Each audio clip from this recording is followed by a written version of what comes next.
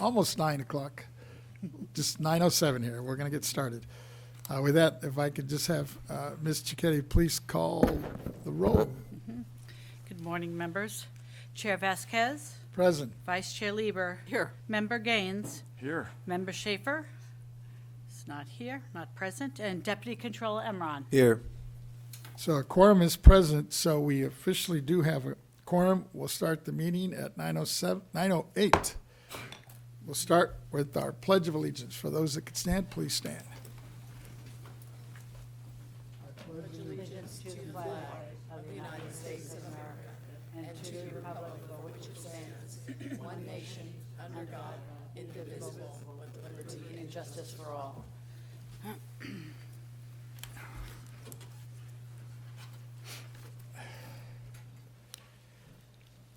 With that, members, unlike other meetings, I was going to ask if we could just have your patience and hold off on opening remarks. We have a full agenda today, and I'm hoping we can finish it in a timely manner.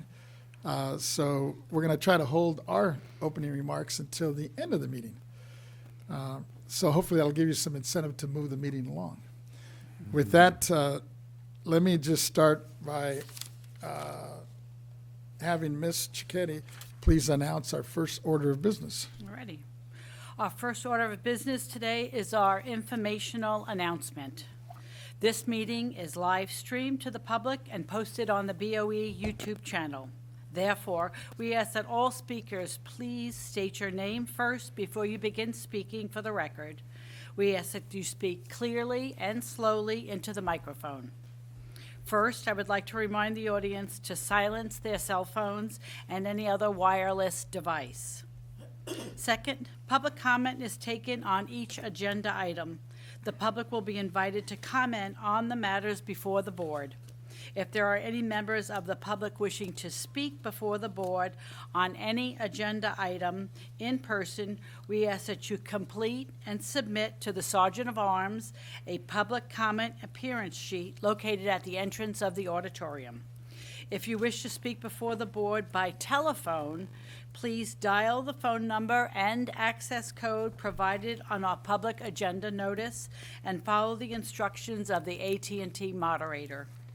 If you intend to make a public comment today using the AT&T moderator, we recommend dialing into the meeting on the teleconference line before the beginning of the agenda item you wish to make a comment on.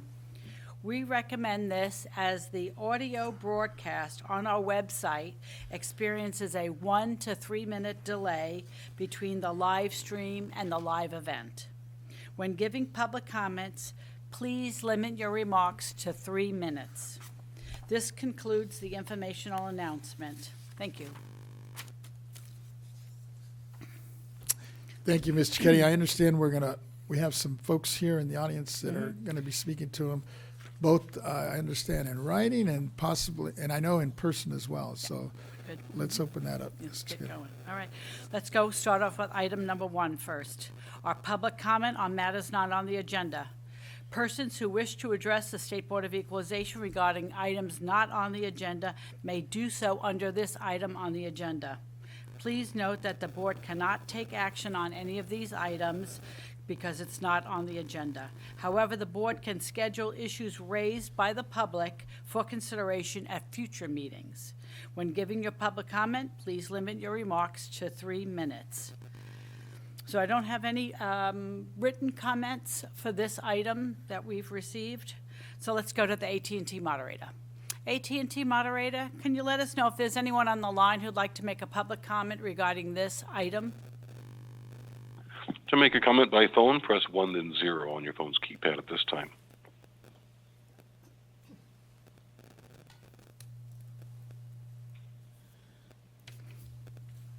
We do have one queuing up. It'll be one moment while I gather their name. Thank you.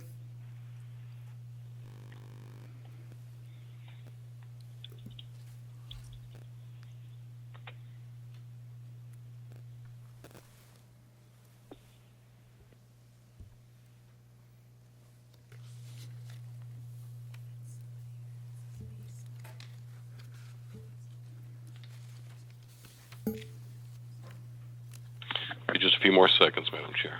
Thank you.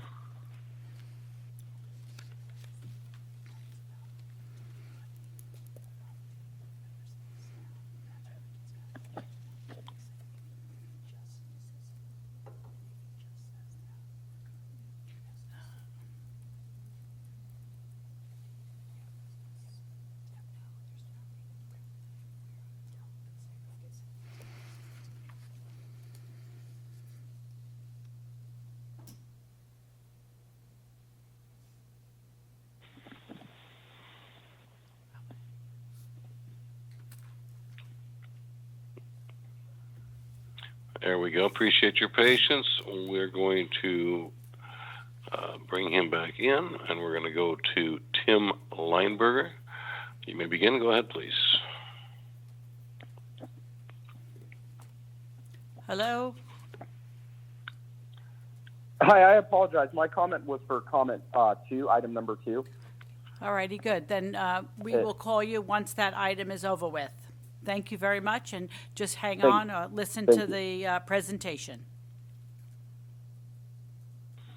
We have no additional callers in queue at this time. Thank you, moderator. All righty.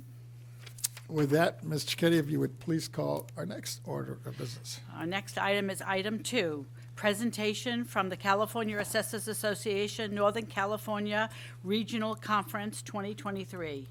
Conclusions learned from a data-driven review of 100 California multifamily housing bond financings. This item is being presented by Mr. Gaines, and the speakers are Lori Ranieri, Chief Executive Officer, Governmental Financial Services Joint Powers Authority, GFS JPA, Kevin Weaver, Director of Services, GFS JPA, and Aaron Fanwick, Waterford Associates. Welcome, Member Gaines. Go ahead. Great. Thank you, Chair. And I'd like to just welcome our presenters today and thank them for taking the time to be with us. I know that some of them have got to get to the airport soon, so I'll be brief in my introduction. In August, I went to the Assessors Conference and heard an outstanding presentation regarding California multifamily housing bond financings and joint power authorities. It contained a great deal of information, and I've been eager to have them share their presentation with the board. I think that we all agree that California is in a housing crisis and that we need more housing of every kind in the state. At the board, we have focused on ways to expand affordable housing, which I completely support. Government can and does play a role in every housing sector. As public officials, we must be constantly analyzing programs to ensure that they are working as designed and that we are protecting taxpayers in every way. I want to thank Lori Ranieri and Keith Weaver for agreeing to present their findings once again. I also want to thank Aaron Fanwick with Waterford Associates, who will also be sharing some information from a developer and investor perspective about how these financings work. With that, I'd ask Ms. Cicchetti to proceed. Thank you. Mm-hmm. All righty. Ms. Ranieri, you may present. Your item is up and queued up, and you're ready to go. Thank you. Thank you. Good morning. I'm Lori Ranieri. This is Keith Weaver, and we're pleased to be here. Mr. Gaines invited us, and it took quite a couple of months to get here due to scheduling. And I wanted to give you a little background of why we even looked into this situation. So both Keith and I are certified fraud examiners. We've done a lot of investigations into governmental fraud, and our agency that we work for has a mission of finance best practices, ethics, and transparency. So what happened in this topic is that people kept asking me about it. And it wasn't something I've been directly involved in, but people kept saying, have you heard of this? Have you looked into this? And in working for the public agencies that are members of our JPA, I have a lot of contact with assessors, and they said, we'd really like to understand more about this, and would you be willing to come to our conference and talk about it? Well, when we were invited to speak, we figured we'd better do some research. And so we decided to take a look And we did our research. If we could go to the next slide, and then we'll go to the next slide after that. We based our research on a memo that was written by three entities, some private, some public, that are in the housing space. They actually wrote a memo that was addressed to all local government in California, and that was pretty striking, and they raised concerns. And so we thought, well, we're analysts, let's see what we can find in the data about those concerns. So we took a look at 100 transactions to just see what did these transactions tell us about what the concerns that were raised in this memorandum. We also met with several academics from around the United States, other municipal advisors, lawyers, to get input and feedback on our analysis. So as Mr. Gaines said, we presented this in August. It created quite a discussion, and so we already did the work. We're happy to share it with you, and we'll be happy to answer any questions from you or members of the audience after the presentation. So I think Keith will pick it up here. Okay, good morning. So just if we go to the next slide, please. So just by way of background, this a common method by which a housing project proposal looks is that a city or county will join a member organization under a joint powers agreement, commonly referred to as a joint powers authority or JPA. The JPA gets its legal authority from the member governments who have joined, and the city or county member then delegates its governmental authority by joining the JPA. With that authority, the JPA will then issue bonds to fund acquisition of multifamily housing projects, and then the housing projects will offer some units at low income or moderate income tenants, and you can see here on the slide the definitions of low income and moderate income. If we go to the next slide, please. So why was this of interest to assessors? We were presenting this at an assessors conference. The reason that we thought it would be of interest is because the housing project, once it becomes owned by the JPA, is considered public property. And as public property, the project becomes exempt from property taxes. So the property tax exemption then leads to a direct cost, which is the reduction of the assessed valuation from what it was down to zero. And then there's also an opportunity cost because the project gets sold. And instead of getting reassessed at the sales price, it gets reassessed to zero. So that's why this project is of interest to assessors. And if we go to the next slide, you can see what was cited in the white paper is why these projects may be of concern. And there's a lot of listings here, but among the concerns in the white paper were that these projects utilize unrated tax-exempt bonds with riskier features than almost all affordable and rental housing financing in the United States. They provide an extraordinary level of compensation for the service providers. There's no traditional landlord or responsible party.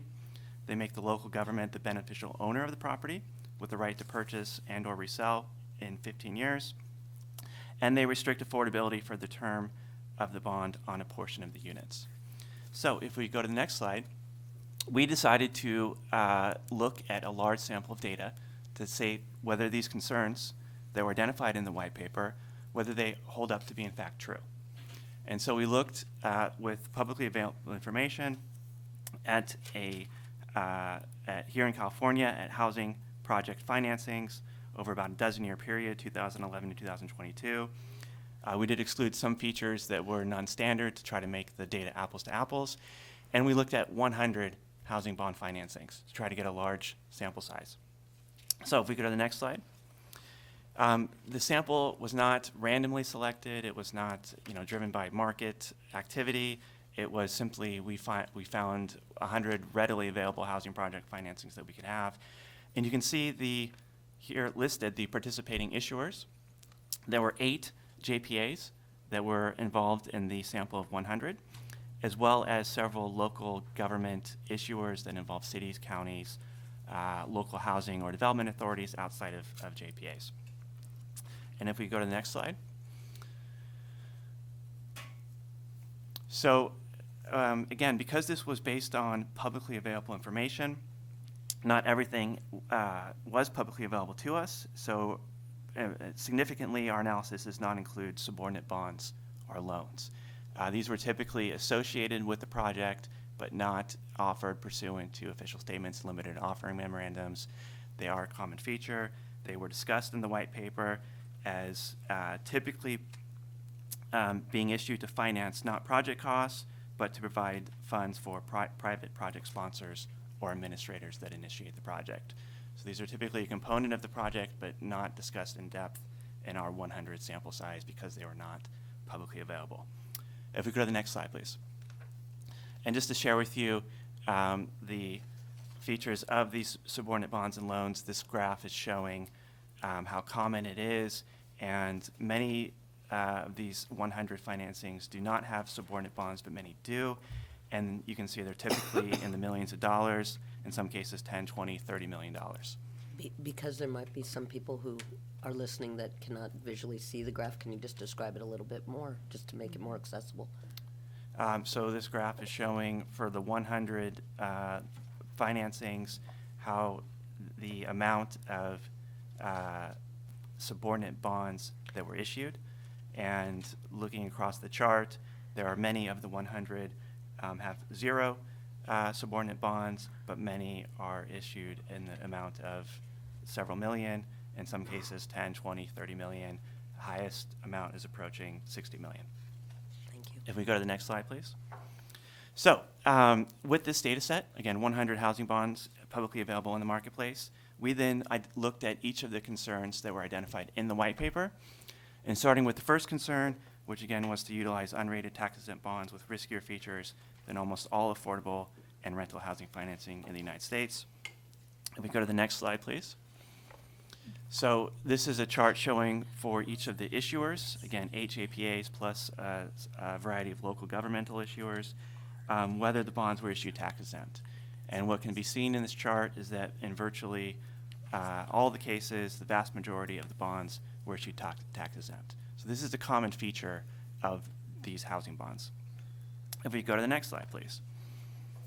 So then we looked at credit quality. Credit quality is a metric of risk. The higher the credit quality, generally speaking, the lower the risk.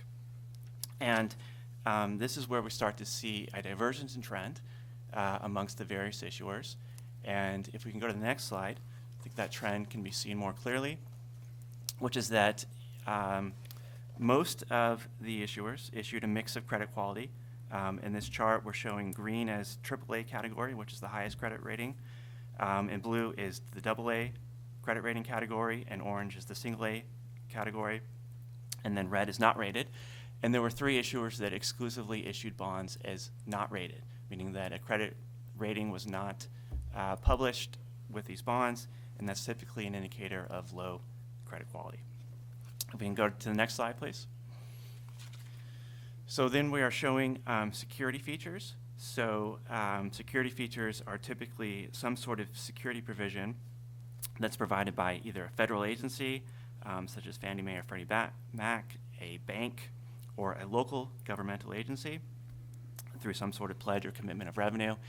And if we go to the next slide, again, we see a divergence in trend where the same 3 issuers exclusively issued bonds with no security, while the other issuers had a mix of security features in their issuance, in their bond issuances.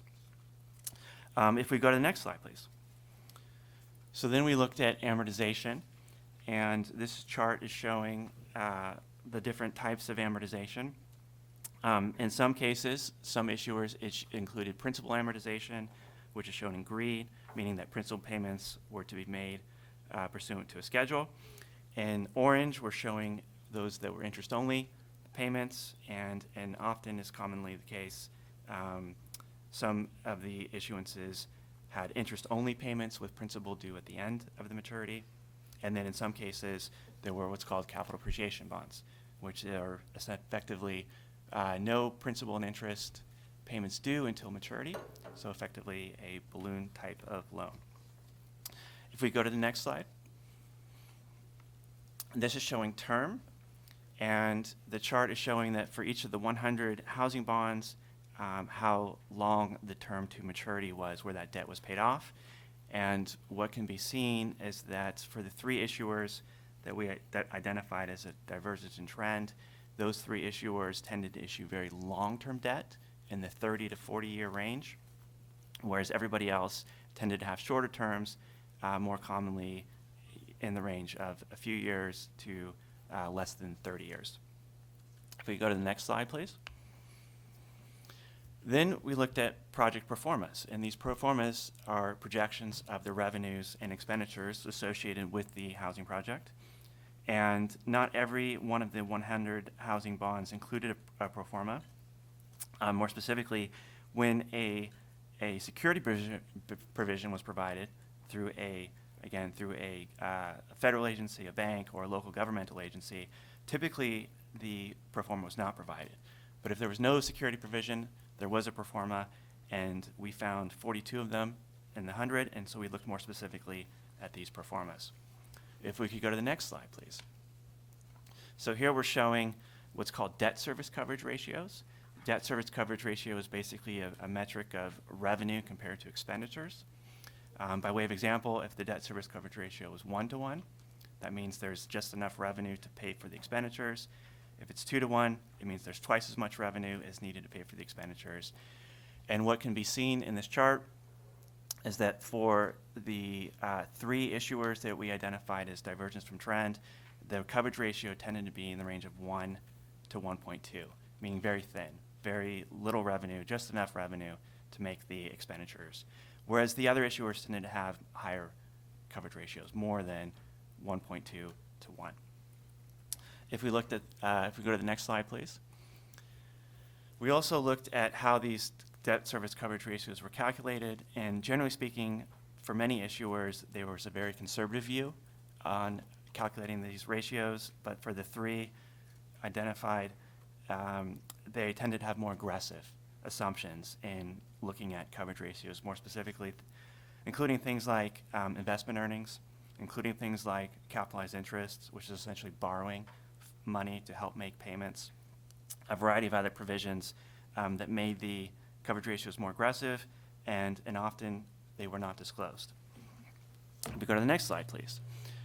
Just by way of example of aggressive assumptions, in general, there were three issuers that assumed that revenues would grow faster than expenses, meaning that over time the project performance would look better, whereas other issuers, more often than not, assumed that expenses would grow faster than revenue, indicating a more conservative projection.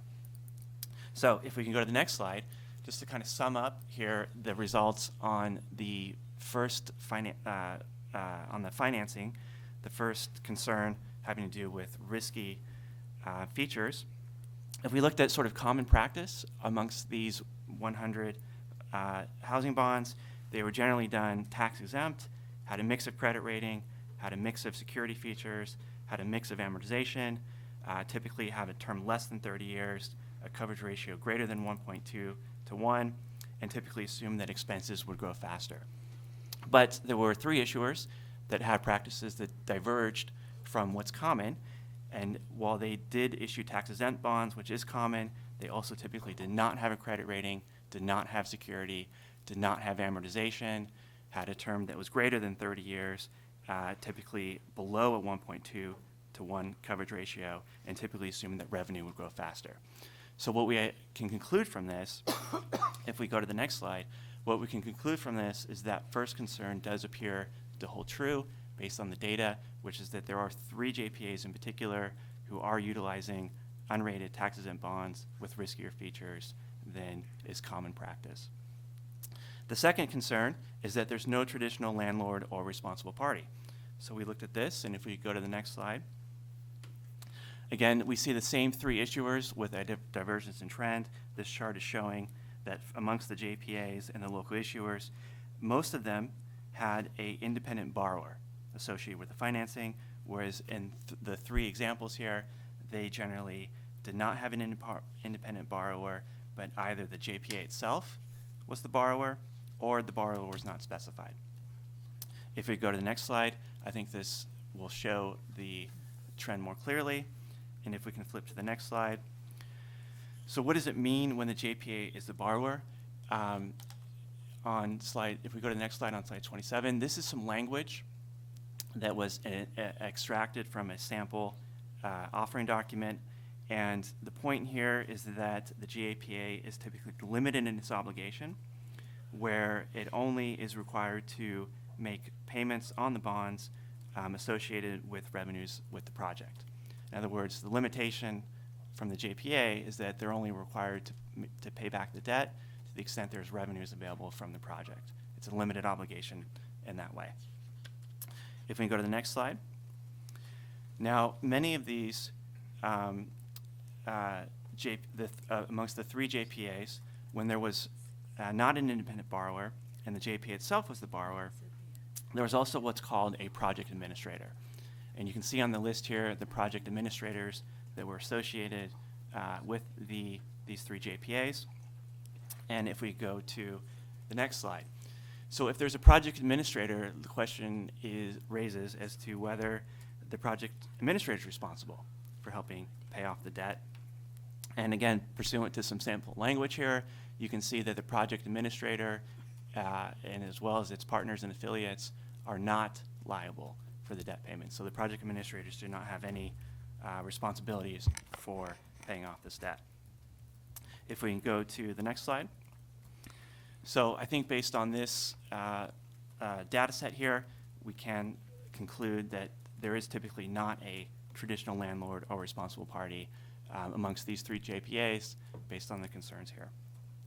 The third concern was that the financing would make the local government the beneficial owner of the property with the right to purchase or resell in 15 years. If we could go to the next slide. So here we have some sample language that identifies exactly this, where in this case, a city was given a purchase option agreement commencing in 15 years with the right to purchase the project.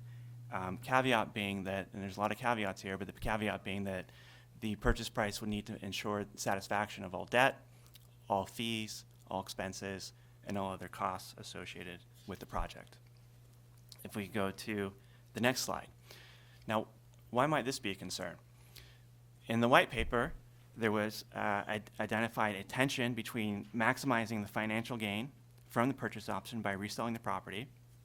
So in order to maximize the gain, a local government would have to purchase the property within 15 years and then resell it. And then that contrasts with maintaining housing affordability. Generally speaking, housing affordable projects are not the maximum in terms of financial gain. There's also a speculative benefit from this option, because if the project were resold, it's questionable as to whether how much gain, if any, would be achieved, net of paying off the debt and expenses. On the other hand, if it were retained as an affordable housing project, whether the operating income from that project would be sufficient to cover the operating expenses, plus any major repairs or upgrades, because again, we're 15 years into this. And then finally, buying property to speculate on its future value is not a public purpose for tax exemption. If we go to the next slide. So we then looked at the next concern here, which was to restrict affordability for the term of the bond on a portion of units. If we could flip to the next slide. So for the 3 JPA issuers that we identified, we pulled some sample language, and noteworthy in this language is that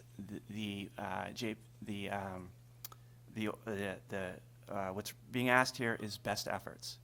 So in order to achieve the income restrictions here for low income, moderate income, what's being asked is best efforts. In other words, it's not required, but the obligation is to try to use the best efforts in order to achieve those targets.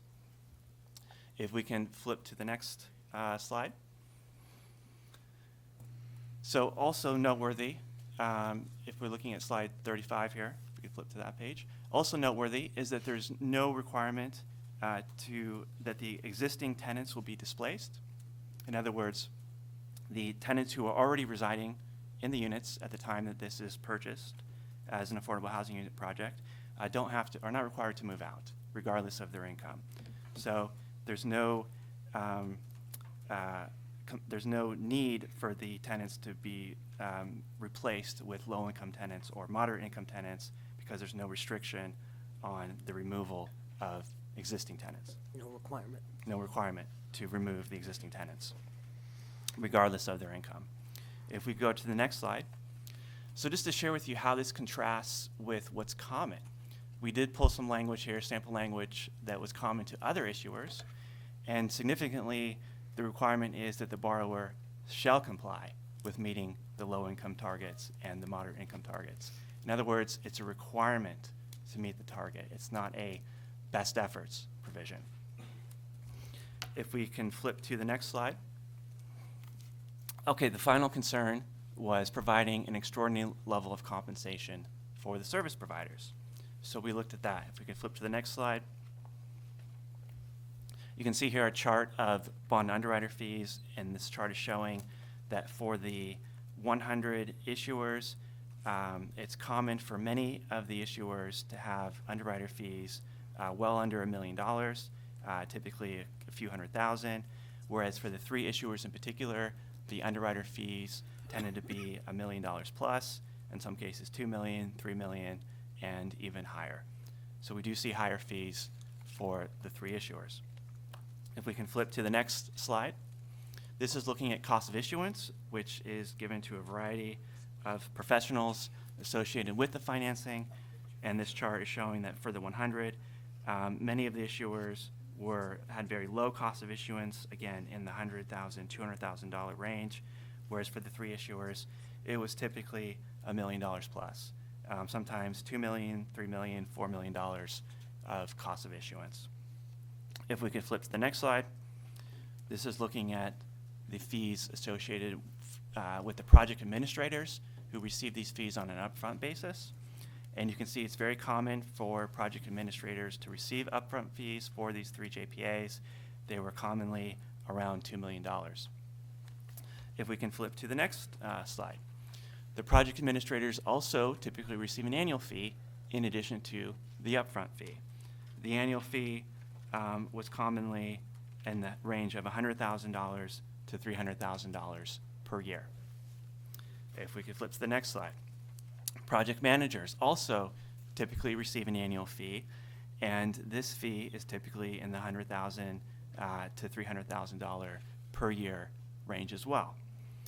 And then finally, if we go to the next slide, we can look at JPA fees, and these 3 issuer JPAs typically receive fees in the range of $150,000 to $250,000 per year. So we can see a lot of fees are involved here and a significant level of compensation that's higher than common practice. If we can go to the next slide. We then looked at some project information that I'll share with you next. If we could flip to the next slide, we looked at where these projects are located.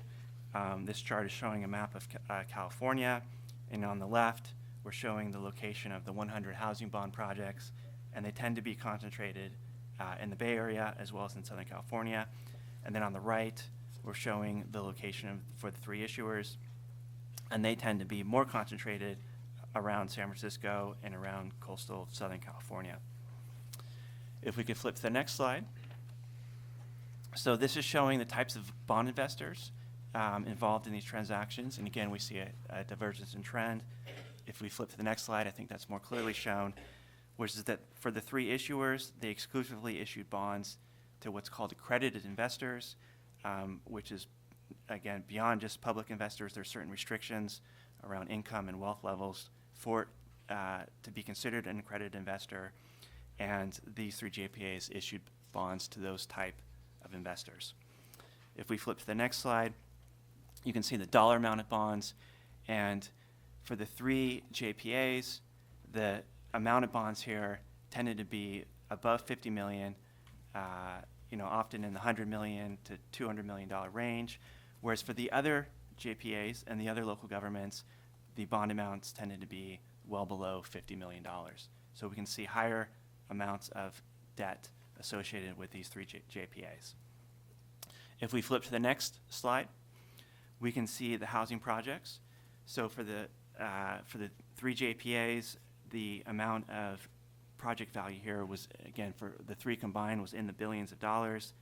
The average project value for each financing tended to exceed 100 million for the three JPAs, while for the others, it tended to be far less than 100 million. So we can see that more expensive projects are being done here by these three JPAs. If we flip to the next slide, we can look at the number of housing units. And so we see that these more expensive projects do tend to involve more housing units. For the three JPAs, the average tended to be in the close to 300 housing units per project, whereas the others tended to be smaller. So that is one explanatory factor. But if we flip to the next slide, we can see the valuations on a per housing unit basis, what might commonly be referred to as per door.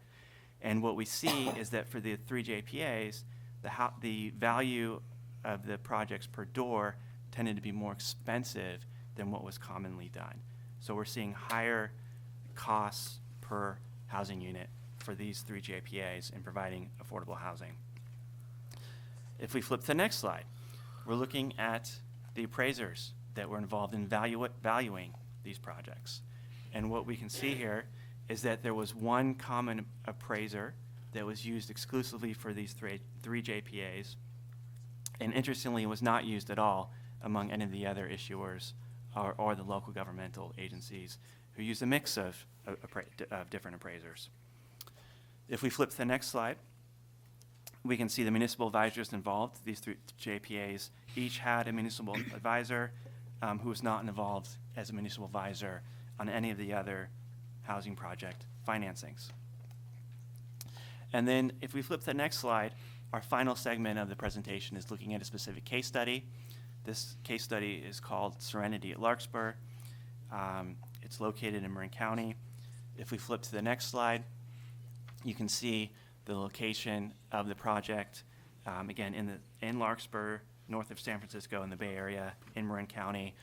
On the right, we're showing a map of where it's located, and you can see it's adjacent to a retail center that included a grocery store, coffee shops, restaurants, that sort of retail activity.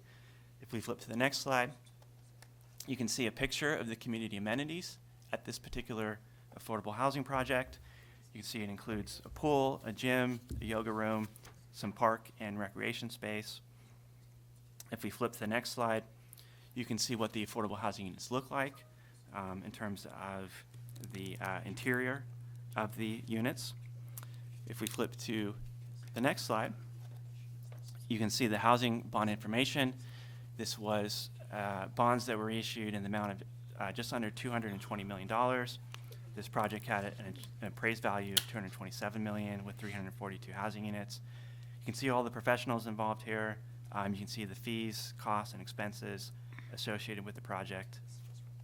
If we flip to the next slide, again, pointing out that we did not go into detail on the topic of subordinate bonds, but this project did include subordinate bonds, and these were bonds that were issued to the project administrator, in this case in the amount of $6.6 million, with interest to be received at 10% per year.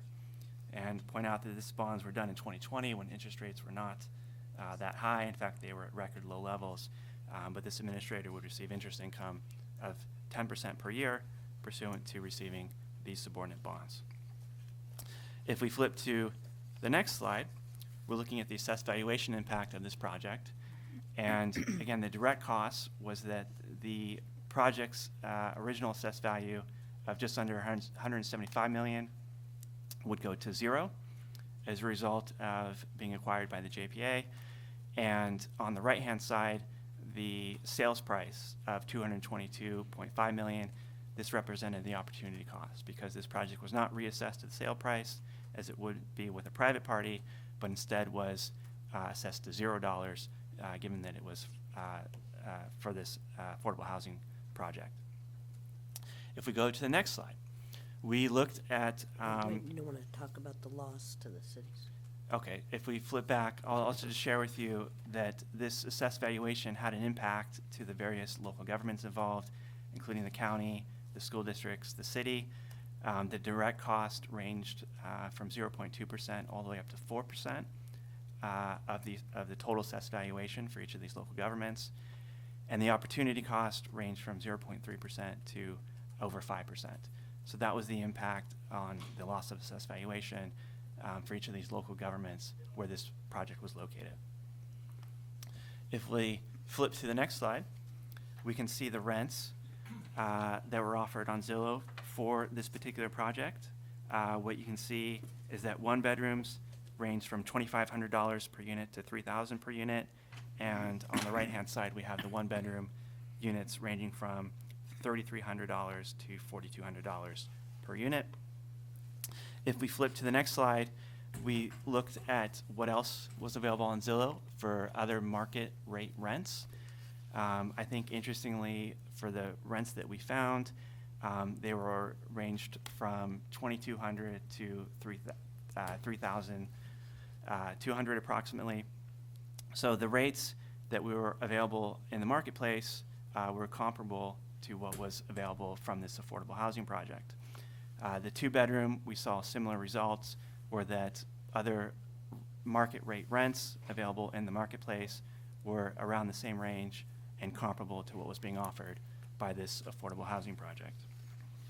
If we flip to the next slide, we looked at a larger sample size involving San Rafael, which was an adjacent area to Larkspur, and we find the same results, is that the affordable housing project was offering rents that were comparable to what we were seeing from market rate rents. If we flip to the next slide, we can see the project's rent information available on its website. You can see the various project unit offerings that were made available, as well as the rents. I will point out that there is some very fine print at the bottom. If we flip to the next slide, we examine that fine print in more detail, and that fine print is what, in fact, identifies this as an affordable housing project. The language specifically is what notifies prospective tenants that income restrictions do, in fact, apply to these these apartment units.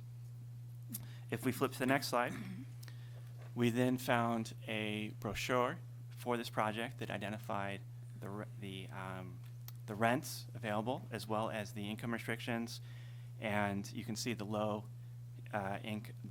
median, and moderate income requirements here, which in this case range from $100,000 to $150,000 for a one household size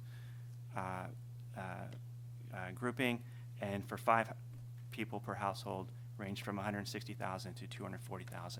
So those were the income requirements for the low income, median income, and moderate income tenants. And then finally, if we flip to the next slide, we can see some data that's published by the U.S. Department of Housing and Urban Development, which identifies fair market rent and includes for the zip code in which this project is located, the fair market rents for 1 bedroom, 2 bedroom, et cetera. And I'll point out that several of the units in this affordable housing project were being offered at rents that exceeded what's being shown here as the fair market rents in this location. So I think one of the things you heard several times, Keith referred to affordable housing. There's a lot of definitions around affordable, essential, workforce. We're really reacting to the numbers. Do we see in the 100 examples that we look at, and then focusing in on a case study, do we see the units becoming more affordable than what else is in the marketplace? So we're not using a term of art when we say affordable. We're just talking about the idea behind the public agencies getting involved was presumably to have a positive effect on people's ability to get housing. There's no new housing being constructed. There's just the existing housing. So then the question is, what's happening to that existing housing that would achieve a housing goal? And our understanding was, the point was, we're not getting rid of anybody who already lives in these units. Maybe as they turn over, are we getting a lower rate? So you just kind of giving you the flow of what we presented today. and we're just reacting to the data.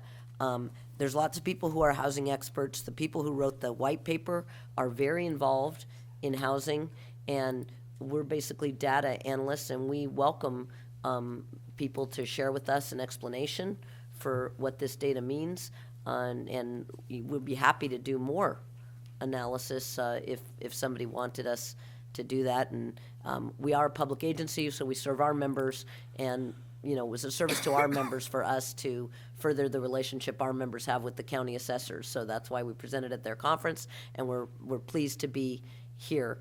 So we don't have an endless array of research that we could do, but we're certainly open to that possibility.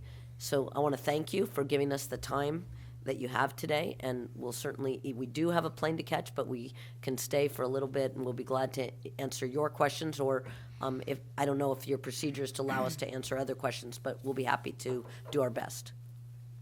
Wonderful. Yeah, thank you so much for the presentation.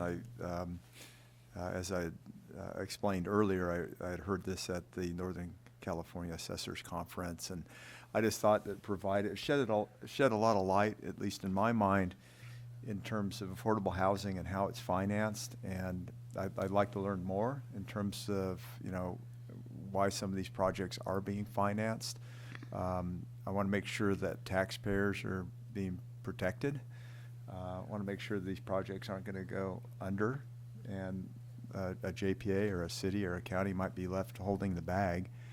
And I know that in Marin County, incomes, you need to earn a lot of money in order to live in the Bay Area, and that might be part of the explanation on these higher rents that are being charged. But it just seemed like there were some aberrations in terms of how some of these are financed. I also understand that if I'm an investor and I'm getting a high yield bond,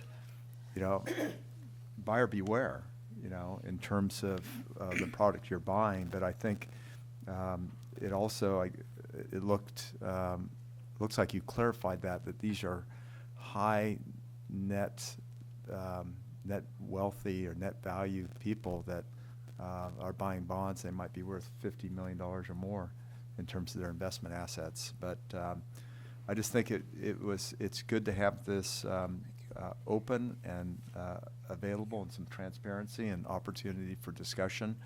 I also wanted to have Aaron Fanwick with Waterford Associates come. I'm just curious as to what is your timeline, Ms. Ranieri and Mr. Weaver, before you have to leave?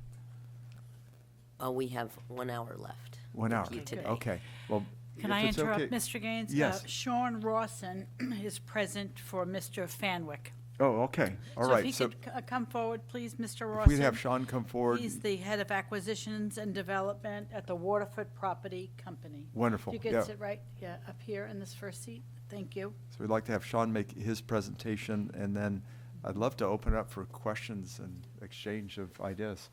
I just want to say that we have given, Mr. Fenwick and conveyed to Mr. Rawson, 10 minutes is what we've allotted for his Is the presentation. board comfortable with that? Okay, great. Thank you. Thank you, Member Gaines. Thank you, Chairman Vasquez and board members, for having me today.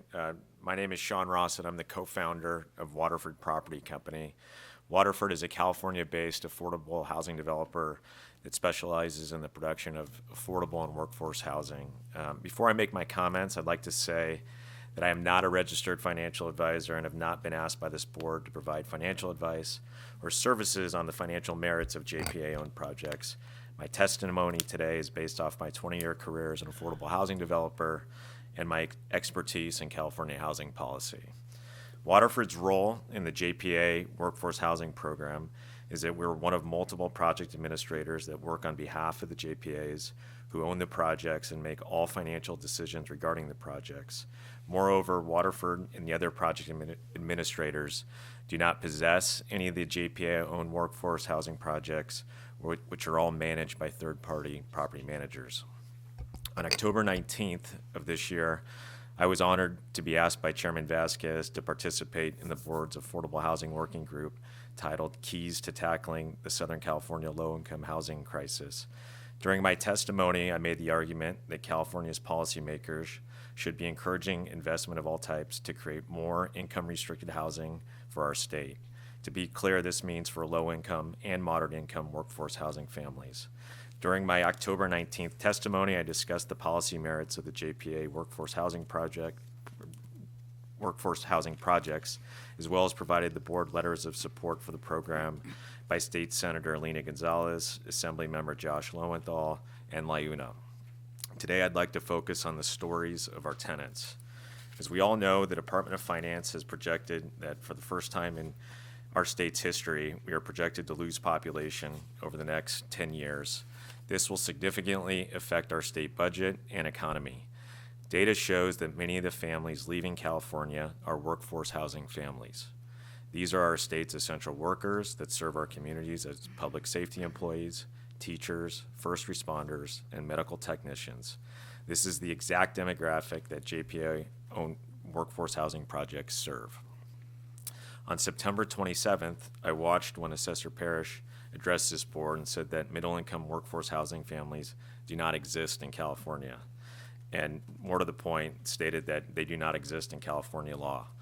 Well, my response to Mr. Parrish and Assessor Parrish is that tell that to the nearly 50,000 tenants that live in JPA-owned workforce housing projects. Moreover, I would say that what he fails to realize is that the definition of workforce housing is well established by HCD as part of their housing element certification process for cities. In addition, the term moderate income workforce housing is well established by HUD as a function of affordable housing financing. The most powerful way to discuss this program, though, is through the lens of the tenants. For 2 years, the JPA-owned workforce housing projects have been a topic of controversy for many policy leaders in California who have been provided copies of the Forbes article and other policy white papers. However, no one is discussing the real-time affordability benefits of these projects for the tenants. So one of the things I'd like to do is just profile 3 tenants that are in the portfolio of projects that we act as project administrator for, and I would invite you all to come visit these projects and speak to the tenants. I'd like to give Andrew Curry from the LA Times a compliment that Mr. Curry took the time to visit our projects, speak to the tenants, and really understand the lens of what the tenants are going through at all of our projects as he was preparing an article on this topic. The first tenant I'd like to profile is a tenant named Monica, who is a behavior therapist and grew up in the San Gabriel Valley and is the daughter of immigrants. Upon finishing graduate school, Monica had thousands of dollars of credit card debt and student loan debt. Her goal was to live near her family and save hundreds of dollars a month to pay off her debt. She was able to find out about the JPA Workforce Housing Project through the city of Pasadena, and now she's saving approximately $600 a month and is able to now start to pay off her credit card debt and live near her family. She was in the process of signing a lease in the Inland Empire in the city of Riverside, which meant her commute would have been over an hour and a half each day to work, and she wouldn't be living near her family. The other tenant I'd like to profile is a couple named Josh and Wendy who live in the city of Anaheim in one of the projects that CSCDA owns that we're a project administrator on as well. Both Josh and Wendy are hospitality workers, and when they first got married, they had to move into a house with multiple roommates to be able to start to save for down payment on a house. When Wendy found out that she was pregnant, they realized that where they were living was not suitable for raising a child, and they were in the process of moving to the city of Corona, which would have been about an hour commute each way. Same thing. They contacted the city of Anaheim, who directed them to one of the JPA projects, and they've moved in, and now they're saving $700 a month and believe that they'll be able to afford a house within 3 years. More to the point, they have housing security as part of the program. The last tenant I'd like to profile is a tenant named Veronica, who is a teacher in the city of Long Beach. She works for Long Beach Unified School District. Veronica and her wife were in the process of moving to Texas because they did not feel safe in the apartment that they lived in the city of Long Beach, because they were living in a neighborhood that had low rent, and they were in the process of trying to save for a house. But after living in that apartment for 2 years, decided that they wanted to move to Texas to be able to save for a house. They found out about the program through the city of Long Beach, and now they've been a tenant in that project for 18 months. They're saving $650 a month and believe that they'll be able to afford their first house within 3 years. These are examples of stories of thousands of tenants that live in these JPA-owned workforce housing projects. I cannot speak to the data that you've heard today from Ms. Ranieri and her partner. And like I said, I'm not a registered financial advisor. All I can speak to is the data in the projects that we are the project administrator on. And I can tell you that they are affecting the lives of our tenants, and that every time that we do our monthly visit to visit our projects that we're administrator on, we hear from countless tenants how this program is changing their lives. And so I'll close by saying I appreciate having the opportunity to speak here today. The one thing I want to do is that there's a lot of data that's being thrown around in this program, and the one thing that we need to realize is that we're talking about people's lives here, and that we need to start to humanize the data and really understand who we're talking about. So with that, I will close my remarks and just say thank you for the opportunity to speak today, and I'm happy to answer any questions. Great. Any questions? Thank you, Sean. No, thank you, Sean. And I know you've done some pretty good work with the projects you're working on. What's to me, a little puzzling, and I wasn't aware of it, is listening to the research in terms of the exemption that these folks get on the property side. And if it's true that in some cases, the rent is equivalent or to the market rate, in some cases even more, then I have a problem with, I think there's something that we need to fix here. Because at the end of the day, if we're hurting cities and schools that are banking on this revenue, I don't mind that if it's true affordable housing.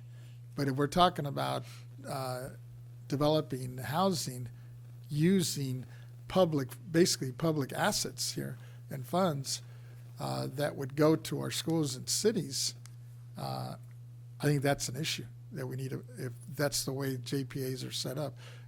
We've done them in my city for years, and I didn't realize that they were exempt. I think you said zero on the property tax side. And if they're doing true affordable housing, I think there's a benefit.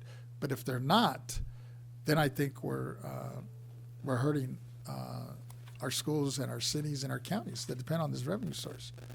And actually, when we first started this discussion, my goal was really to go after the city, schools, and state-owned properties that are currently exempt anyway.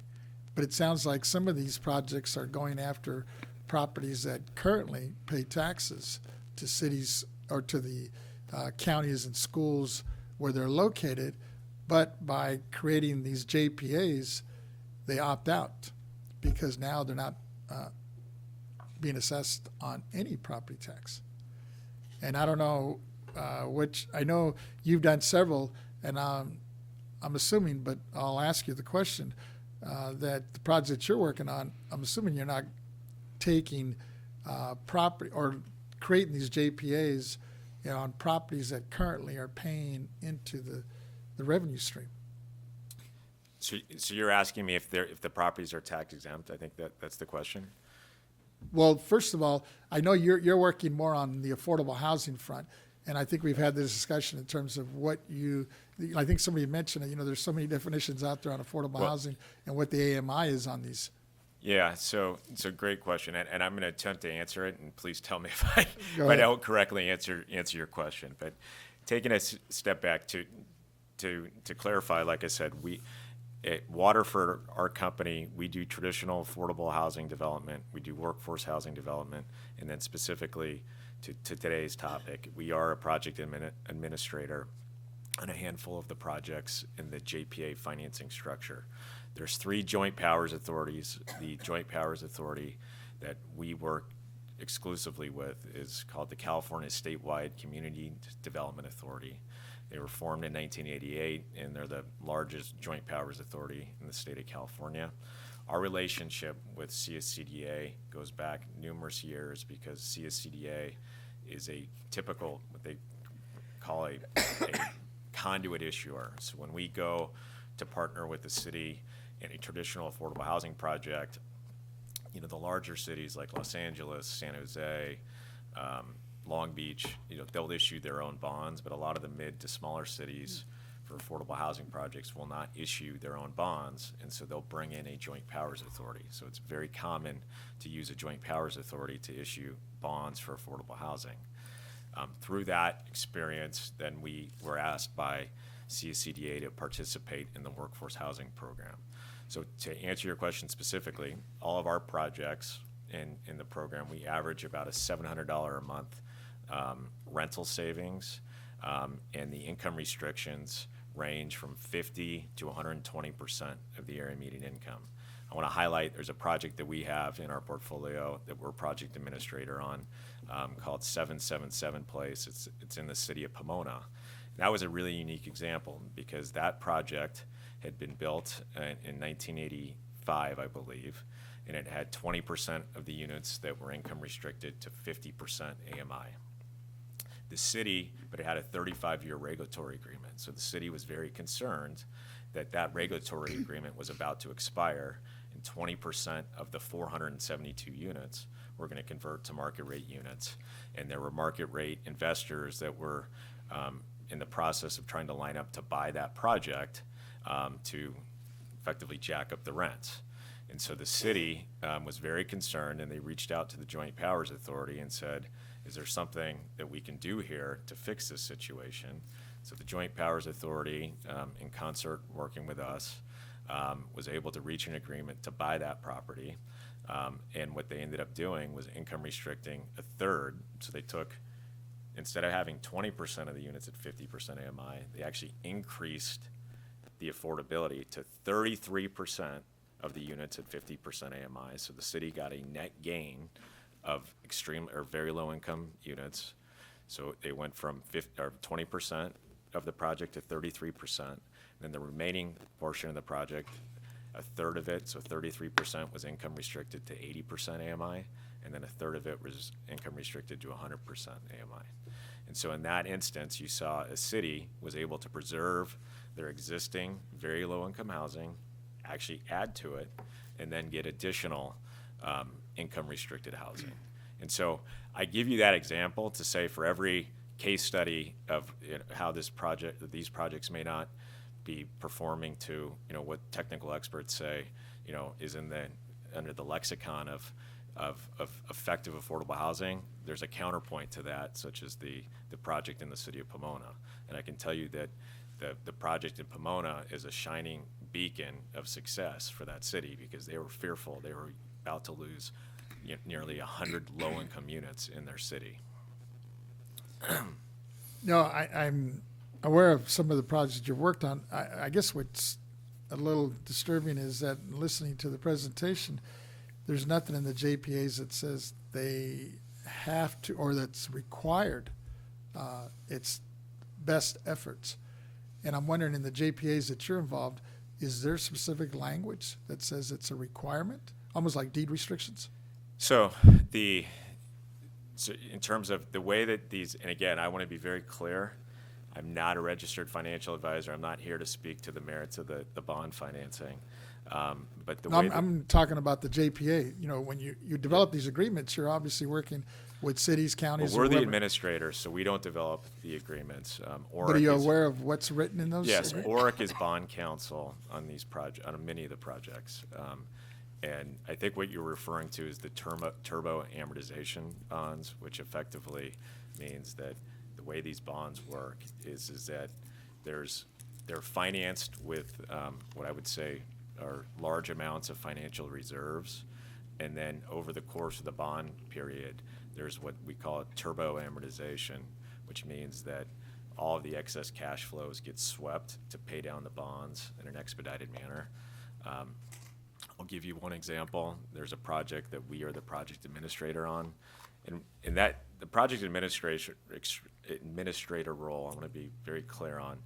We are a consultant to the Joint Powers Authority. We can be terminated on 30 days notice. It's a qualified management contract, and so all we do is act on behalf of the Joint Powers Authority to make sure that the asset stays within the regulatory framework for which it was financed. But to be specific, Chairman, there are examples, for instance, some of the projects that we're project administrator on in the city of Anaheim, where those were underwritten with 35-year term bonds. And right now, those bonds will be paid off based on projections within 26 years because there's so much excess cash flow. And what that means is the bonds are being paid down already in an expedited manner. Vice Chair Lieber, yes. Thank you. I had a question for Ms. Ranieri and Mr. Weaver about the time frame issue. Did you find in your research that there was a particular point in time when these riskier mechanisms came into use, and when would they potentially get to a crisis point? Yeah, so I think the bonds became more prevalent when interest rates were lower, when we had that market environment of low interest rates that occurred around 2020, 2021, 2022. So we did see, I think, more financings take place during that lower interest rate environment. But again, this research did go back about a dozen years, so we did see affordable housing projects occur over that entire time frame. When it reaches the crisis point, that's a difficult question to project. Well, wait just a second. I also want to point out, if you take a look at page 14 of our slide, of the 3 JPAs that we identified that did this particular type of financing, 2 of them were related to JPAs that have been longstanding in this area that form special JPAs to do this type of transaction. So I think one of the things that's interesting is the type of transaction that we're talking about that raised the concerns in the white paper is not all affordable housing, and it's not even all JPA. It's a particular approach and a particular transaction, and and what we saw was what made these unique, and we shared those facts with you. Now, what is the crisis? I'm really good at thinking about what can go wrong, so I can think of lots of kinds of crises, but what is the crisis in your mind that you were asking about?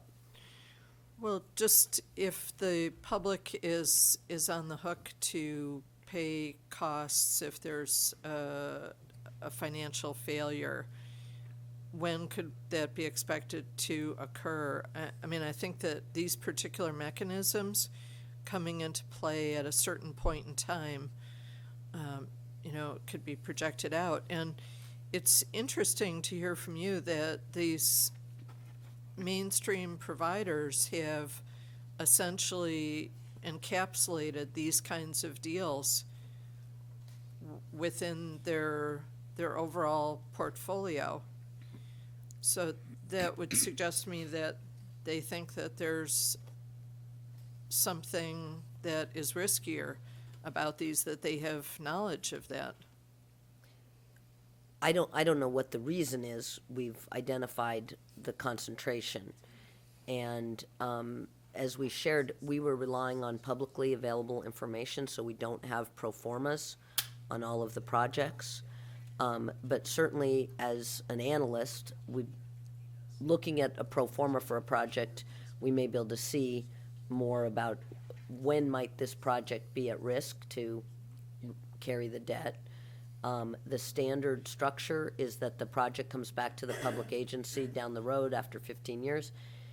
The value that the public agency could derive at that time, at whatever point it comes back to them, is after they've paid off the debt.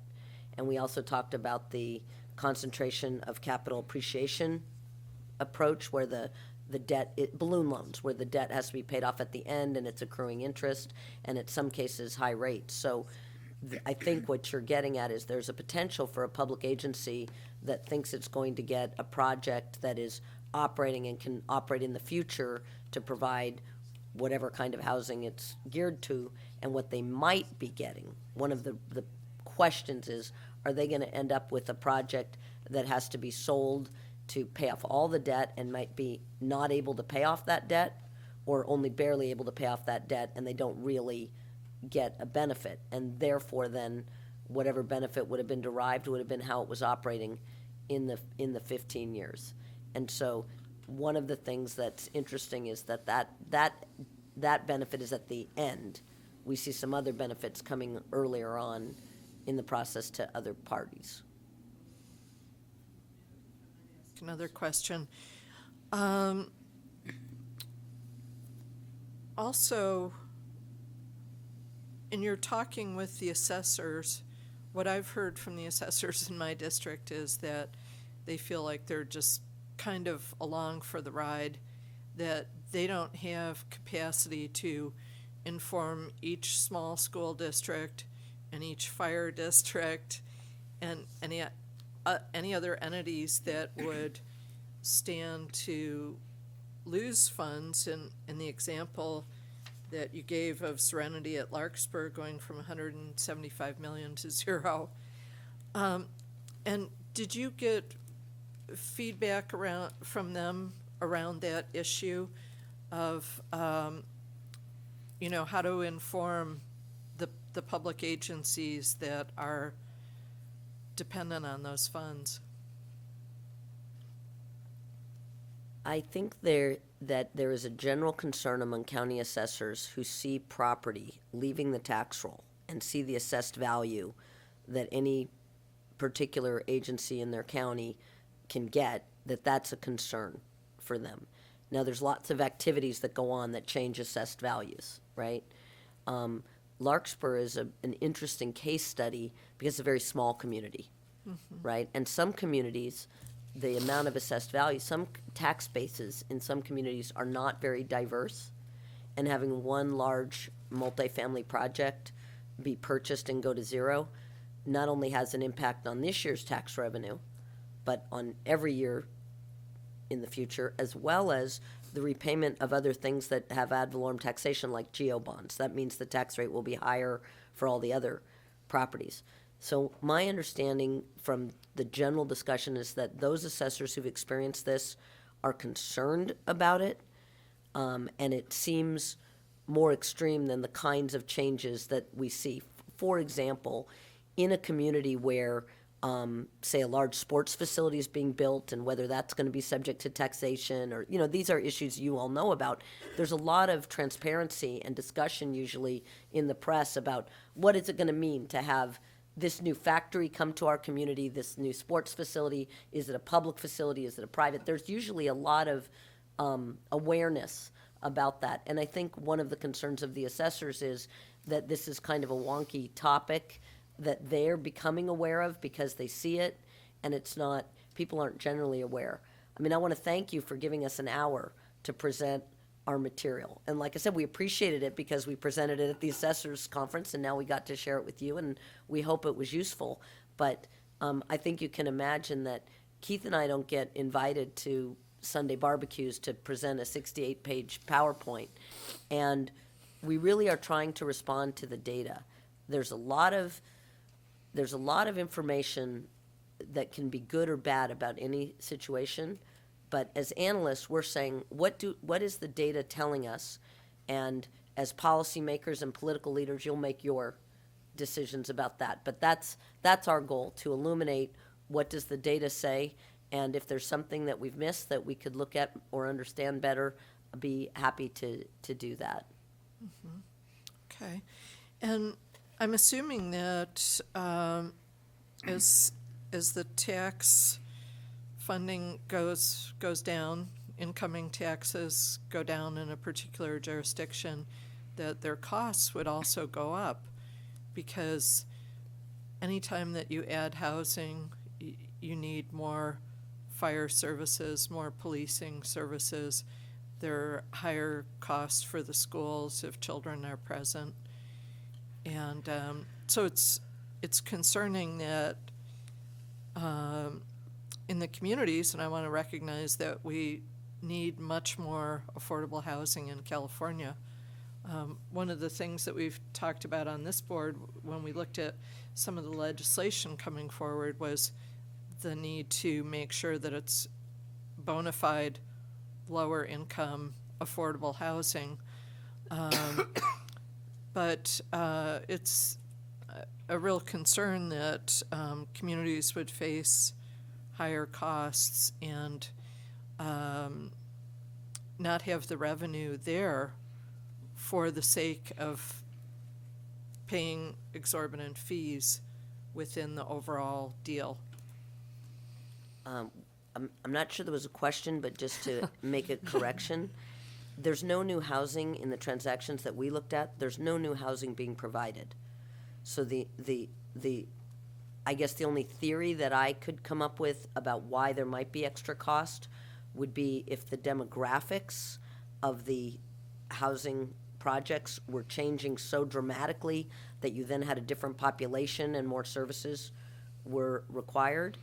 But just to give a personal perspective, I grew up in multifamily housing, and my experience was that multifamily housing was workforce housing, that was common, and that often my mother had a long commute because the multifamily housing wasn't available except in one community, and she worked in another. I mean, I think that is a common situation, and not to say that it couldn't be solved, but in this case, the transactions we looked at, there were no new housing units being provided. So the implication of the public policy value would be that the units over time would be somehow more affordable, and therefore that would be a benefit to someone, and that the public agency has this ownership benefit at the end. Those were the two things that I understood from these transactions were the potential public policy benefit. Was there something else? No. So I think the question is, from an analytical perspective, are either of those things being achieved, and are they valuable enough for the cost at which they're being achieved? That's just an analytical question that could be pursued using the data. Can I make a statement regarding the data as well? Do you mind?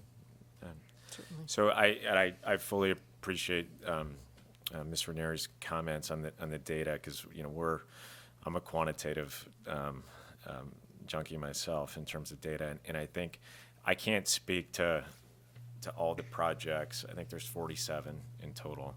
I can't speak to, we're project administrator on 4,014 units in the program. So I can specifically speak to our data, and what I will tell you is that the way that the projects were underwritten was that there would be typically a 3-year conversion process to fully income restricted units.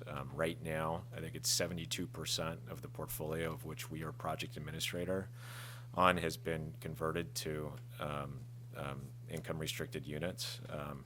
All of those projects are less than 3 years in terms of when the bonds were financed. And so I think that data is pretty powerful as it relates to our portfolio. A couple other items I wanted to clarify. So the way that these projects were all financed is that, and I believe, like I said, there was 47 of them, that all of the host cities had to, and this is factual, went through discretionary approval processes. Those were all public hearings. Multiple projects had multiple public hearings, of which the city council opted to move forward with projects. In some instances, they decided not to. Each project was analyzed on the merits of the project, of which the city either decided to move forward and grant an approval or not. And then the way that the public benefit agreement works is, I just want to clarify, there was a comment that these were 15-year deals. Now, the way the public benefit agreement works, these are typically, most of the bonds in the program are underwritten with 35-year amortization schedules. What that means is that the bonds will be paid off within 35 years. And in the public benefit agreement, it says that the city has a purchase option, not a requirement, but a purchase option that they can exercise starting in year 15. And that's fully at their discretion. If they choose not to exercise that purchase option, the bonds just continue to pay down and amortize. Once the bonds are fully paid off, then at that moment in time, the city can decide to take ownership of the project, and then all foregone property taxes are repaid, and then all the residual equity above and beyond what is repaid to the taxing agencies reverts back to the city. And so I wanted to make that point. And the reason I say that is because that's unique to affordable housing, is that, you know, the difference between the JPA projects and traditional light tech projects or affordable housing projects. So affordable housing projects use the welfare exemption, whereas these projects are government owned, and that's how they become property or tax exempt. And there's a repayment provision for foregone property taxes where typical affordable housing projects do not. So I wanted to make that point of clarification, but I fully agree the data needs to speak for itself. And I think what I will say is that each project is different. And so I think it's having a full understanding of how all the projects are performing. But that's no different than traditional affordable housing. As we've all seen on the cover of the LA Times, Skid Row Housing, which is a nonprofit affordable housing provider, I mean, they're having a massive bankruptcy right now. And so what I give that example to say that all affordable housing, you know, it functions differently. It depends on the market it's in, the demographic it's serving, the operator. And so to just say in a broad-based brush that all of these projects perform the same, you can't do that. Well, along those lines, of the projects that you are working on, the 47 plus, how many of those? That's the universe, Chairman. We're project administrator on 14 of 13. So Well, even on the 14, let's Yeah. say, or 13 of them, how many of those are actually new construction? Because you made a comment, I guess, in her research said all the ones that they were looking at, those samples they looked at, weren't new construction. They were yeah, existing. so it's a great question, and so this program really didn't exist before 2020 in the state of California, and it was a new form of financing. It had been started. They'd done some previous projects like this in New York and in the Southeast. The 2.0 version of this program was to do new construction. And That's what I so, thought. like many things, if you look at the evolution of the tax credit program, which was, you know, really a byproduct of the 1986 Tax Reform Act, is that investors wanted to invest in existing deals, acquisitions, before they moved to new construction. What I would say is that investors, and again, I'm not a financial advisor, I can't speak for the investors, the bond investors in this, but would like to do this program as new construction. But now, with the potential of possessory interest hanging out there, I will tell you that all the investors are scared away from investing in new construction in this program. So to specifically answer your question, that was the next evolution of this program, and it has stopped until there's clarity on the possessory interest issue. So is it fair to say that all the 13 or 14 projects you're working on are not new construction?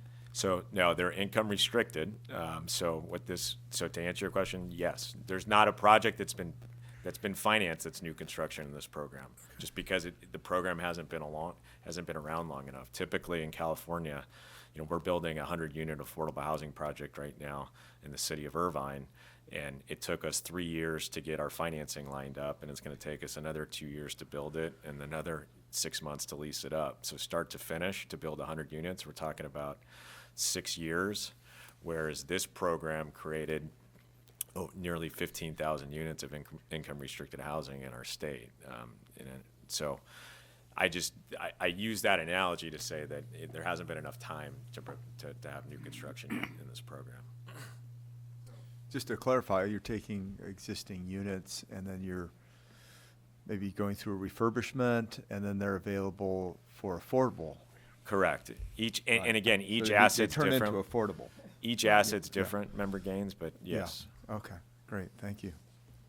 Deputy Controller, yes. Thank you. Thank you all presenters for coming today, presenting before this body. I think it's an important discussion. It's a relatively new model, so I think there's more questions than answers. But just to kind of piggyback off the senator's question, there is one perceived benefit of the JPAs as that when there is a property that's purchased, there's no forced displacement. as the property shifts from market rate to affordable housing. Can you speak to that a little bit? Yeah.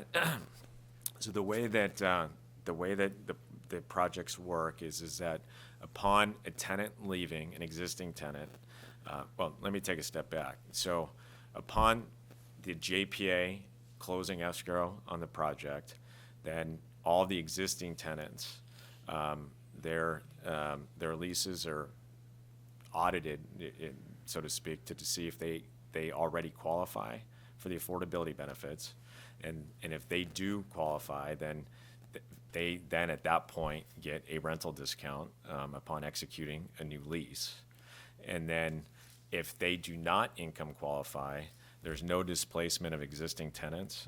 And that candidly is driven by the host cities because, as you can imagine, the cities that opt into this, for instance, City of Long Beach, that was a huge concern for them, is they didn't want displacement of existing tenants in their city. And then as tenants leave, though, then they are those units are leased into the income restricted units. Okay, and that leads to my next question. So for JP acquisition, do you support a requirement for non-displacement clause to be codified to ensure tenants are not evicted as a result of the transaction? Yeah, so again, the way it works is that each city, as part of their public benefit agreement, that was really their discretion. So I don't want to speak on behalf of cities. Understood, thank you. And then Ms. Ranieri and Mr. Weaver, I had one question for you as well. At the page 8, you have this line, it says, "We do not think any local government should make decisions based on the speculative returns provided." It goes on to say, "Local government is not in the business of, nor it has the purpose of buying up private properties in the hopes of making windfall profits in the future. Maximizing sale proceeds run against the very purpose of which this project is undertaken to provide housing affordability." So can you speak to why the promise of future ownership from a city is such a slippery slope? This is not our document. You're referring to this document, Correct. and this was not written by us. Okay. Thank you. So can you kind of speak to Alright. that idea that there's this idea that rent relations are too modest to justify the loss in property taxes, and you spoke about the assessed value impact, and this idea that cities can own the property after the bond term is paid off, whether it be 15 years or 30 years. Can you just kind of speak to that idea of future profits maybe not necessarily being a pitch for cities to invest into a JPA at the moment? Well, I haven't spoken to that. Our work is about illuminating what the facts are and what the data shows. So, the thing that would fall into our ballywick would be what was actually achieved by the transaction and what did it cost. So, what I find is that I have a master's of science in financial analysis. Mr. Weaver has a master's in accounting. We're very data driven. So we like to say, what does the data show us about what has happened? Then there's a question in both, you mentioned statute, and there's also a question of contracts. What do they intend to happen? And I can tell you that very often in doing analytics, we find that the results are different than what the contract intended or what the law intended, and that's a value of what we do, right? We look at the analytics, and it's up to other people to figure out what's the right regulation, statute, contract term to make a course correction if one is needed.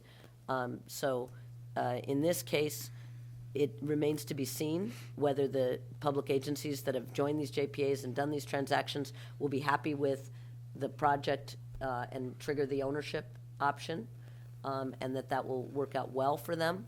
And we don't have all the pro formas to look at to see, how risky is this, but we did have a good proxy, which is the unrated bonds and the sophisticated investors. That doesn't, in the industry of public finance, and I am a registered municipal advisor and a registered municipal advisor principal, those facts do not speak to a high level of security, that there's an expectation that this is going to happen. There's actually an expectation that the investor is taking on risk.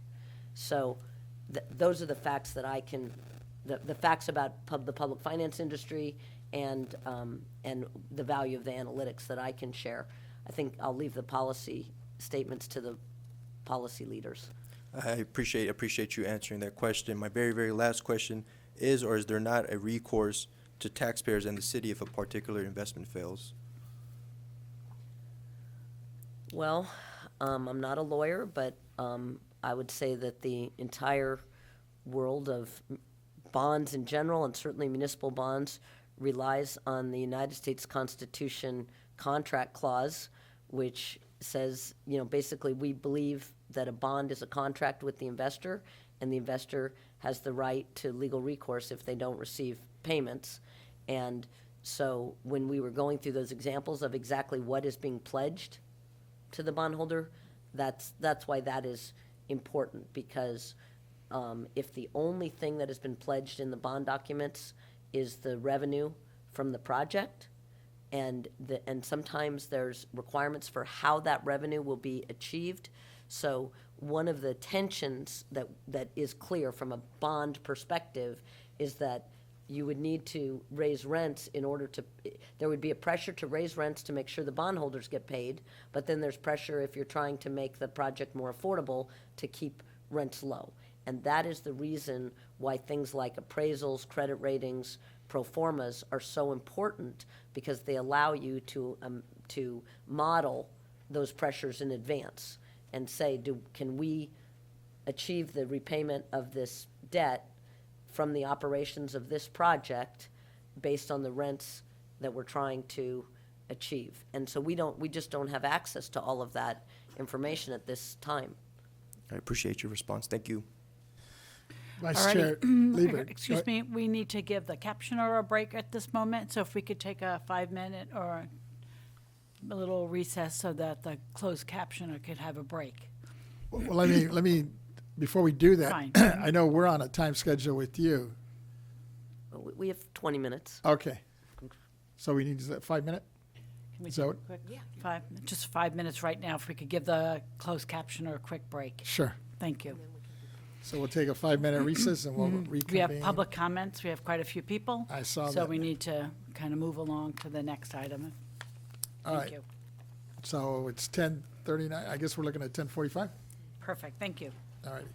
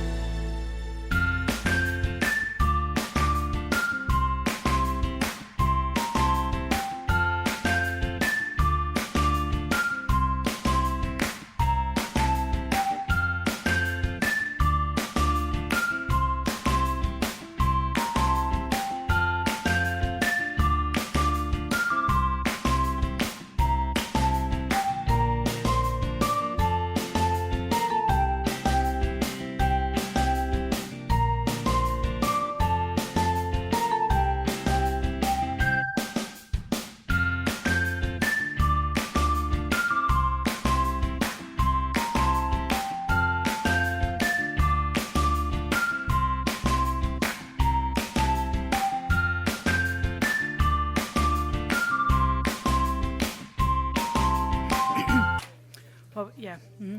We're ready to do public comment. But before that, I think there's a question here from, let me go ahead and just reconvene. 10:45, Vice Chair, go ahead. Thank you, Mr. Chair. I have a question for Mr. Weaver, and Ms. Ranieri touched on this a little bit, I think. So if local communities enter into a JPA like this, and you're saying that one of the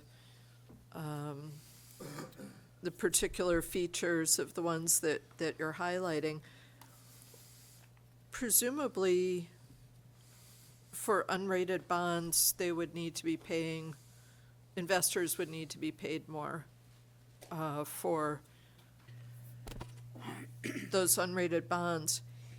And what impact would that have on a jurisdiction's other borrowing? And I think Ms. Ranieri mentioned the possible impact on subsequent GO bonds. And what would be the interaction there? I can imagine what the interaction is. but- Sure. So it is commonly the case that bonds that are not rated are more expensive than those that are rated, and that they have a higher interest rate. I think your presumption is commonly true. Secondly, how it might impact general obligation bonds or other ad valorem debt issued by the local governments. So when a property that does have an assessed valuation and is paying property taxes, if that property were assessed valuation will go to zero because it's now tax exempt, and then that property is not paying the ad valorem taxation. And so when a local government issues general obligation bonds, it's relying on a tax levy to support repayment of those bonds. If a particular project is no longer paying that property tax, then the local government needs to rely on other taxpayers to support the revenue that is lost as a result of that property no longer paying property taxes. So what we would expect to happen is that the other taxpayers in that jurisdiction would have to pay a higher tax in order to make up for the fact that a particular project has lost the tax revenue associated with it by becoming tax exempt. Okay, thank you. Can I make a statement regarding that?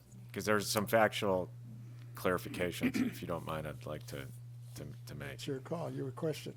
Sure, if it's brief. I'll keep it brief. Now, to those comments, I want to make just 2 points of clarification. So to your point about unrated bonds, I think to your point, typically they do trade at a higher interest rate. If you look at all 47 of these projects, and I think the topic of today has been data. So I think if we're going to analyze data, let's get all the data out on the table. If you look at the weighted cost of yields on all of these projects, it's about 3.5%. And that's why 21, you saw such a proliferation of these projects. And what you've also seen since January of 2022, not one of these projects has closed in the state of California because bond yields have skyrocketed as inflation has occurred. So the weighted cost of capital on these projects, yes, they're unrated, but it's 3.5 to 3.6%. The second real quick point I'll make, and then I'll stop, is that the cities are not the issuers, nor are they the owners of these projects. Meaning that if there was a default, it wouldn't affect the city's balance sheet, nor would the city be on the hook to repay the bond investors. The purpose of the Joint Powers Authority, and that's what the purpose of conduit issuers is to be an intermediary to shield the local government from any financial risk. Cities can do these projects, and candidly, there's been some cities that have looked at doing these, but they chose to do them with the Joint Powers Authorities because they didn't want these bonds to go on their credit rating nor affect it. And so that's the purpose of the Joint Powers vehicle, is to shield the local government from any potential default risk and to affect their credit rating. So I just wanted to make that point. Okay, and Ms. Ranieri, I know that you just came back in, but I was just asking about how would this impact the cost of subsequent bonds or bonding capacity for the members of the JPA? And it sounds like there's potentially a limited impact on them because of the mechanism of the JPA. I'm sorry, did you use the word limited? Is they would have limited or no impact on their subsequent cost of bonding. In a loss of assessed value means that the entity, I heard Mr. Weaver talking about an example of a school district, they have less assessed value now supporting their bonds. Not only would all of the other taxpayers, the rate would go higher, which then affects only those who pay taxes, right? So it will cost more, and they will lose bonding capacity because bonding capacity is a mathematical formula based on The value of the property. the assessed value. So, to me, unless that property came back on the tax roll, I would say that is a permanent loss.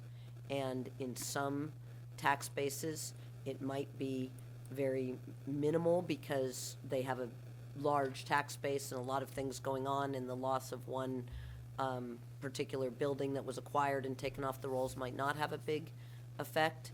But in some communities, it can be quite significant. And that's one of the interesting things about California, 58 counties, hundreds of communities, and some communities have a very diverse tax base with industrial and commercial property. Some are very residential, some are rural, et cetera. I mean, you're the State Board of Equalization, you know this, but obviously as what we do in helping public agencies for any of our communities that we work with to lose tax base that they are counting on to issue bonds for example, school projects, general obligation bonds, yeah, that's definitely a concern.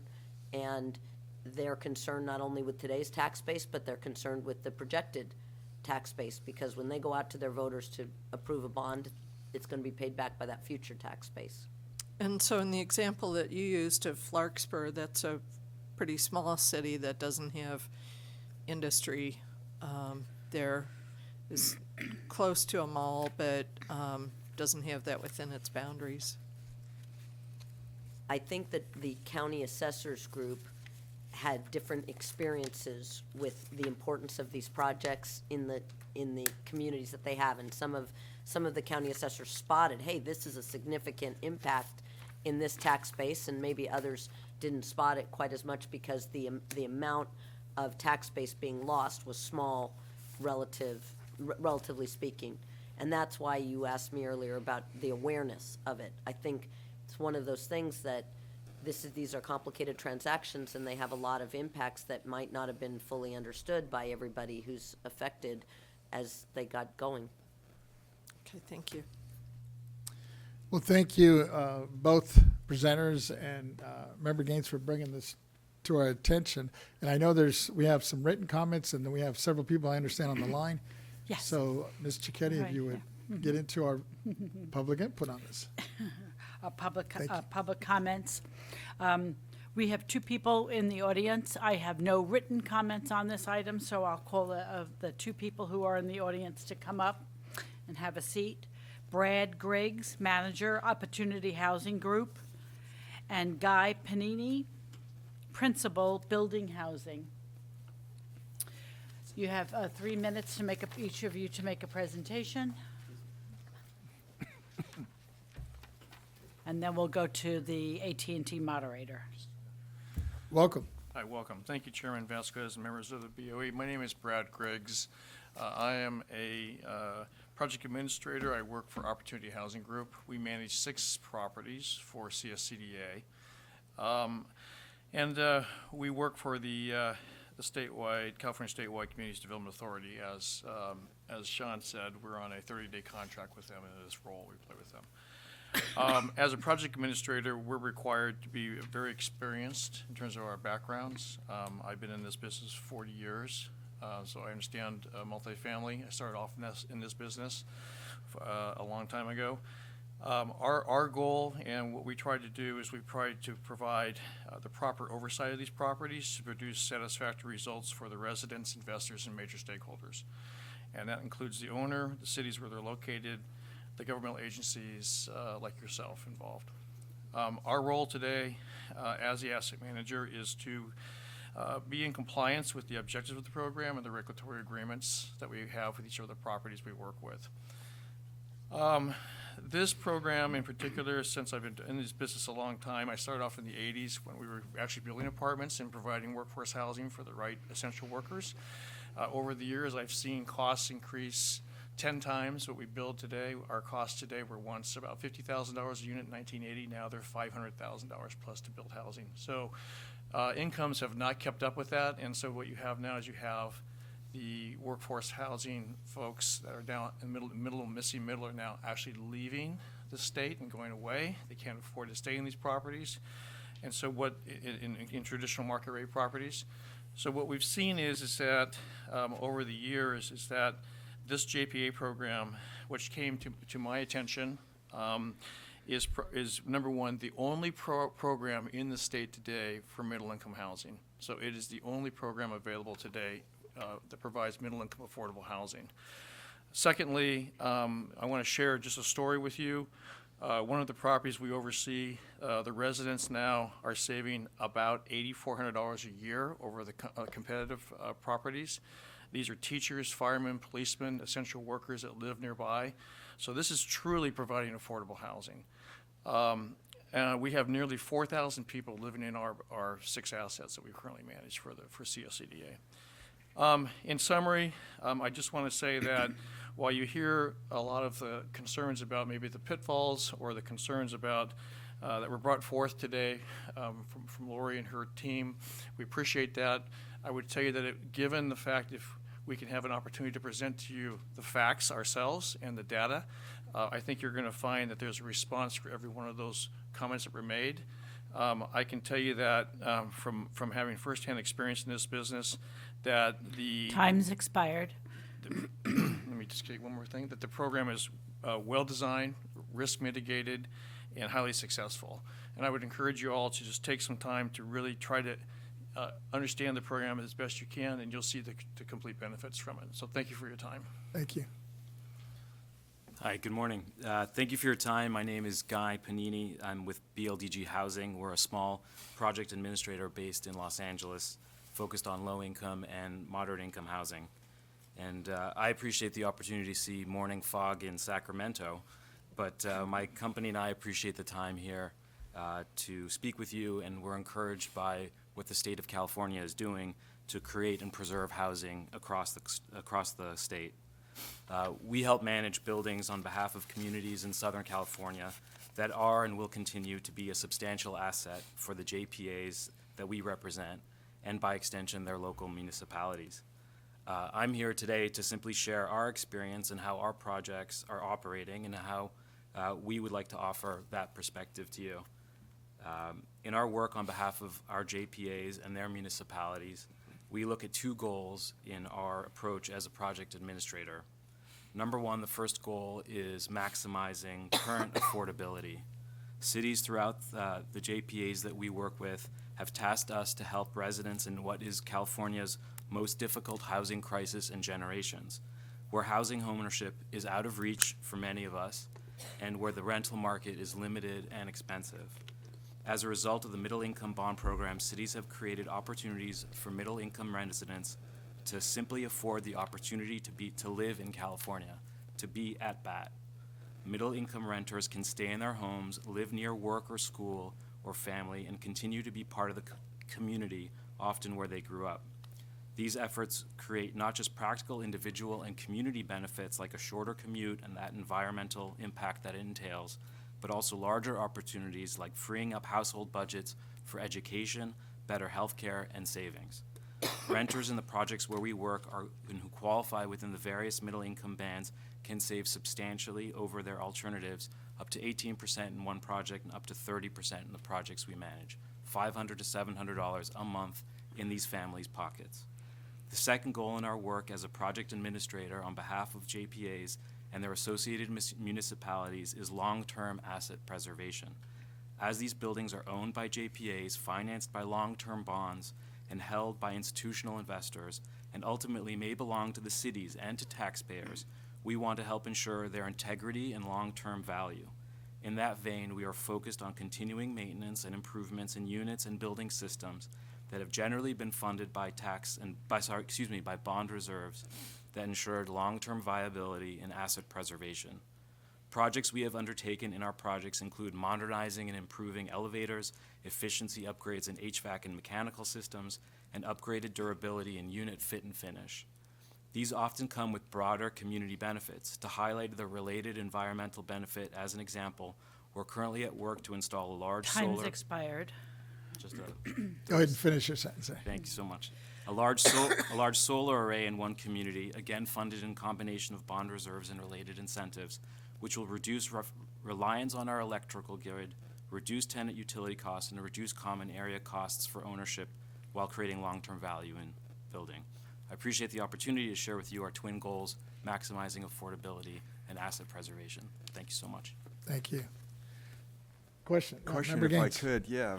Mr. Panini, thank you for, both of you, for your presentations. I appreciate it. And it sounds like you're doing a great job. Appreciate what you're doing in terms of providing affordable housing.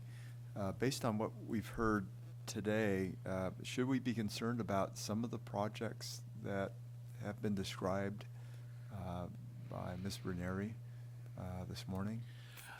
I am not a financial analyst, as I'm not involved inside of the business, but I will tell you that from our review and how we went through the process of when CSA acquired the assets and the funding was reviewed, the process that you go through is you prepare a 1,000-page document called the offering memorandum. It goes out to the bond investors. These are the most sophisticated bond investors in the world. They run their own internal process that they go through to effectively, they have an internal rating system they go through inside.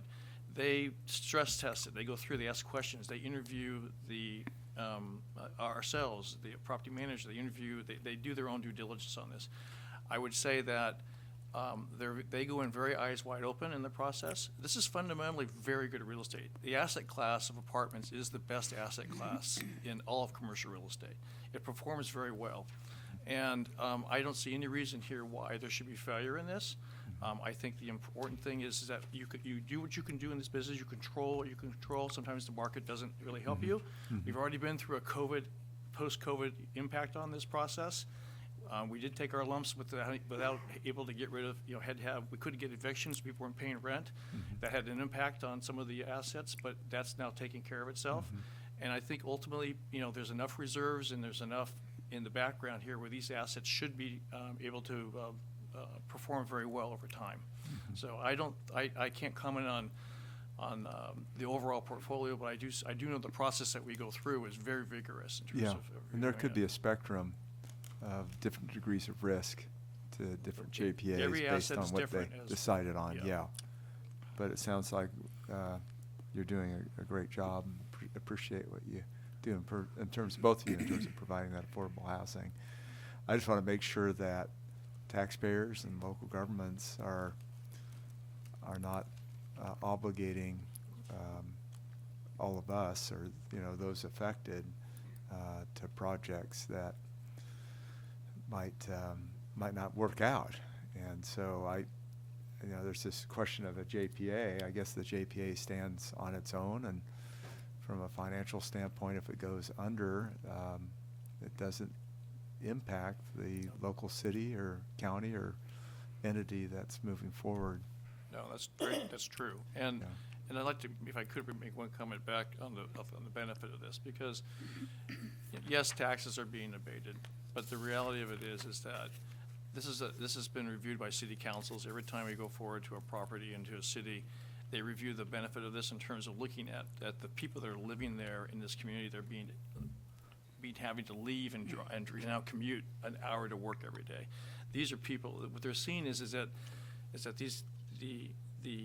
it's preservation. It's also of current rents. We have limitations on caps of what we can rent. We can increase the rents. It's really a situation where there are a lot of of restrictions in place under the regulatory agreement that allow for these properties over time, you're going to start to see the disparity here of rents in the marketplace going higher and these rents staying lower. So this is a program that, you know, will require a transition over the, as Sean said, over the 3 years to get it to a point to where you're going to start to see this really take off. And I think this is going to be, this is an elegant program the way it's set up personally. I think it's going to over time be a very, very compelling and well-received program in the state. Wonderful. I did have the opportunity with Sean Rosen. I'd had an opportunity he had set up a meeting where we spoke to a bond expert at Vanguard, and which I highly respect. Now I know it's that particular individual is dealing with higher risk bonds, but those are vetted investors. And I guess from a taxpayer standpoint, I'm just trying to make sure that they're not left holding the bag. No. So, all right, thank you. Thank you. Thank you. Thank you. Thank you. With that, I think we have some folks on the line. Yeah, let's go to the AT&T moderator. AT&T moderator, is there anyone on the line who would like to make a public comment regarding this item? Ladies and gentlemen on the phone, to comment on this item, press 10. An operator will gather your name and add you to the queue. Once again, for comments, please press 10 now. And we do have a couple of queuing up. One moment while we get those names.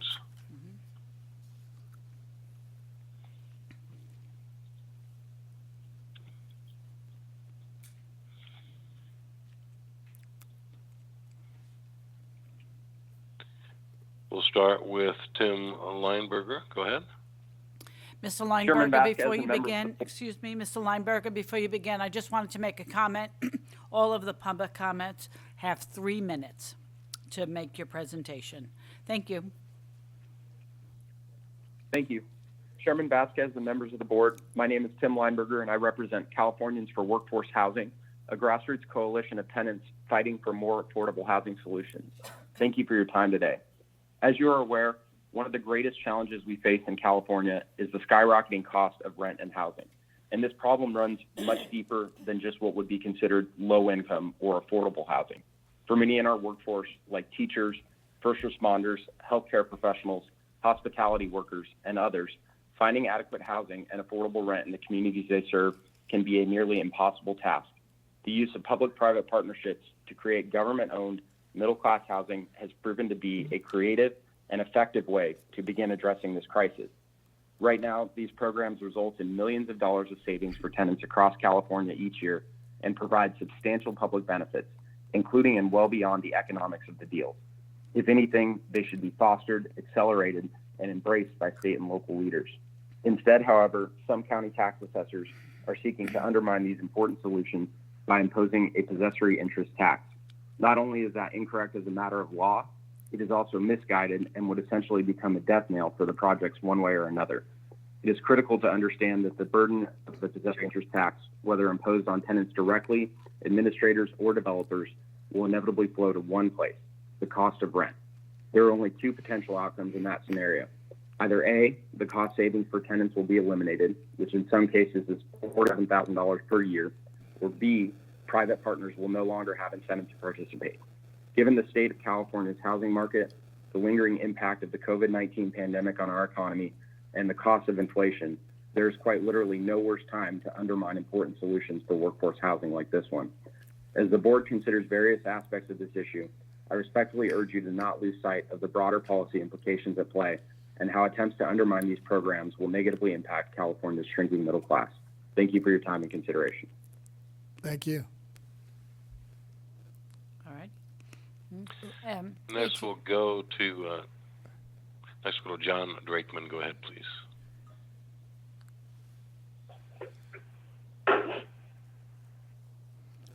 Hello? Please state your name.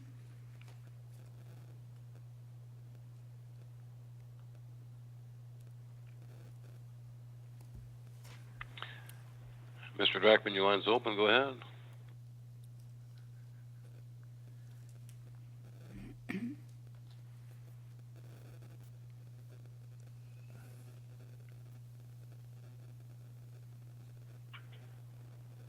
All right, moderator, let's go to the next item, and maybe we'll get him at the end.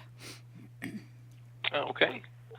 All right. Not able to collect names at this moment. We will go to the person calling from a phone number that ends in 6889. Ends in 6889. Go ahead, please.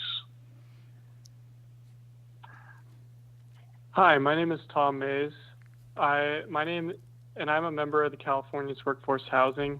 52% of California's renters are housing burdened, which means that they spend more than 35% of their monthly income on housing. The ripple effects of the housing crisis have caused increased traffic, increased pollution, homelessness, poor student performance, poor health, and social unrest. As a member of the California's Workforce Housing, our goal is to advocate for housing for members of the community that make too much to qualify for traditional affordable housing projects, but are spending a high percentage of their income on housing. Our group is supportive of JPA financed workforce housing projects because they are providing significant rent discounts to California's working families and providing housing security for essential members of our community. This includes public safety employees, first responders, teachers, members of labor, and many others. We ask that the Board of Equalization continue to be supportive of workforce housing in California. Thank you. Thank you. Next, we'll go to the line of Jacob Bernstein. Go ahead, please. Yeah, hello. My name is Jacob Bernstein, and I'm also a member of the Californians for Workforce Housing. 52% of California's renters are housing burdened, which means they spend more than 35% of their monthly income on housing.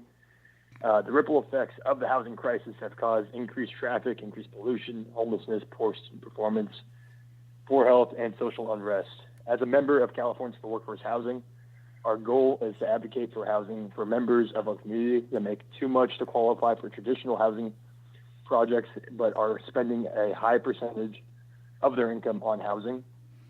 Our group is supportive of JPA financed workforce housing projects because they're providing significant rent discounts to California's working families and provide housing security for essential members of our community. This includes public safety employees, first responders, teachers, members of labor, and others. We ask that the Board of Equalization continue to be supportive of workforce housing in California. Thank you. Thank you. Next, we'll go to Sean Bradley. Sean Bradley, go ahead. Good morning. I'm Sean Bradley with Home Fed Corporation. I'm calling in to respectfully disagree with some of the views expressed in the presentation, as I have firsthand experience in working with this program and couldn't be more impressed with the efficiency in augmenting the state's stock of workforce housing. The value being realized by residents is meaningful.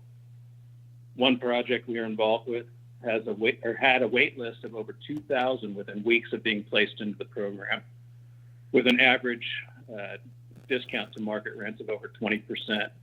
Again, significant value being realized by the residents. I wish you to consider these comments in addition to everything that was presented earlier this morning, and I thank you for the opportunity for the comment. Thank you. Next, we'll go to Christina Vasquez. Go ahead, please. Hi, my name is Christina Vasquez, and I'm a member of Californians for Workforce Housing. 52% of Californian renters are housing burdened, which means that they spend more than 35% of their monthly income on housing. The ripple effects of the housing crisis have caused increased traffic, increased pollution, homelessness, poor student performance, poor health, and social unrest. As a member of Californians for Workforce Housing, our goal is to advocate for housing for members of our community that make too much to qualify for traditional affordable housing projects, but are spending high percentage of their income on housing. Our group is supportive of JPA-financed workforce housing projects because they are providing significant rent discounts to Californians' working families and providing housing security for essential members of our community. This includes public safety employees, first responders, teachers, members of labor, and others. We ask that the Board of Equalization continue to be supportive of workforce housing in California. Thank you. Thank you. Once again, to comment on this item, press 1, then 0. We'll go now back to John Drachman. John Drachman, go ahead, please. Hi, thank you very much, and sorry about that earlier. My name is John Drachman. I'm the co-founder with Sean Rawson of Waterford Property Company. I want to thank the board for allowing Sean to speak today.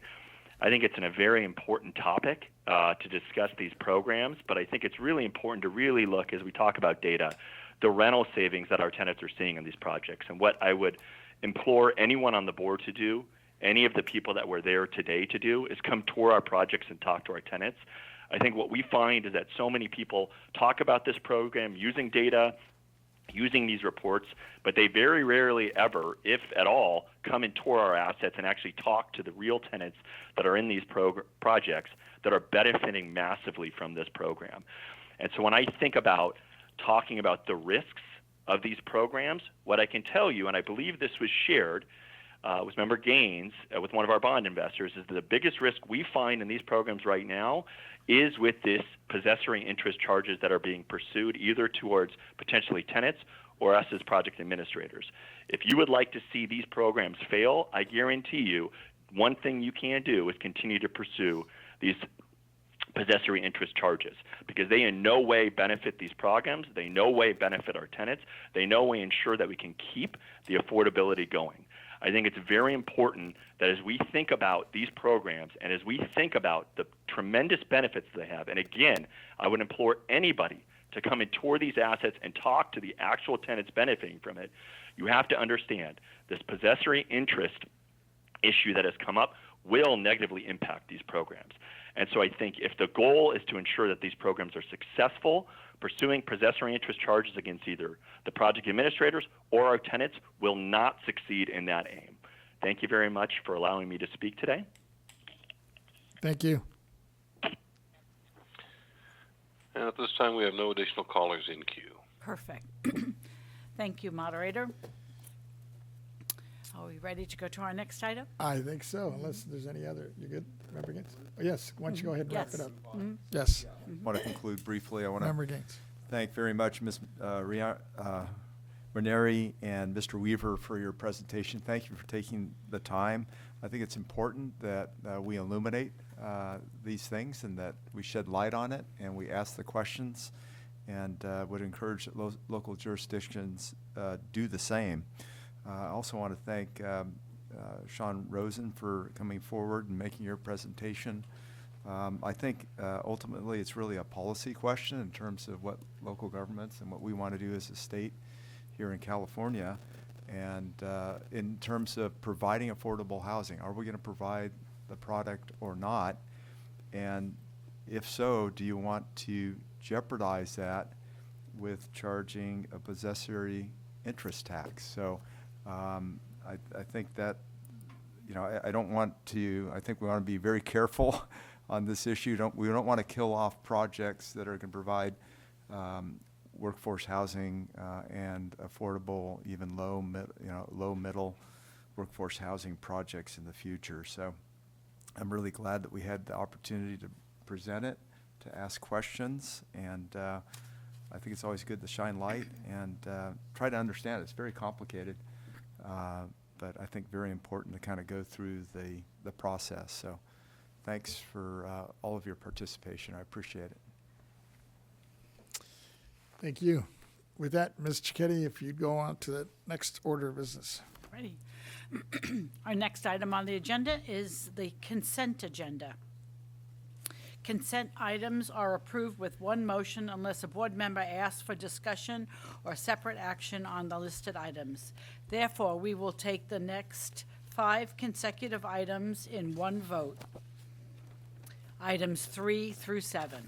After the vote, we will read and present the retirement resolutions.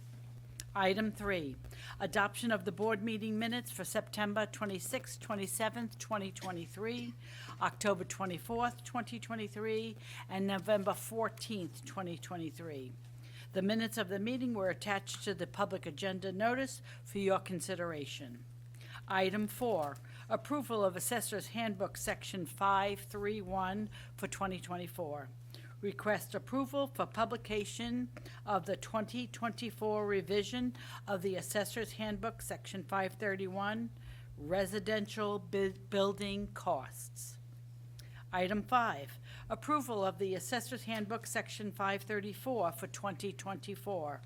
Request approval for publication of the 2024 revision of the Assessor's Handbook, Section 534, rural building costs.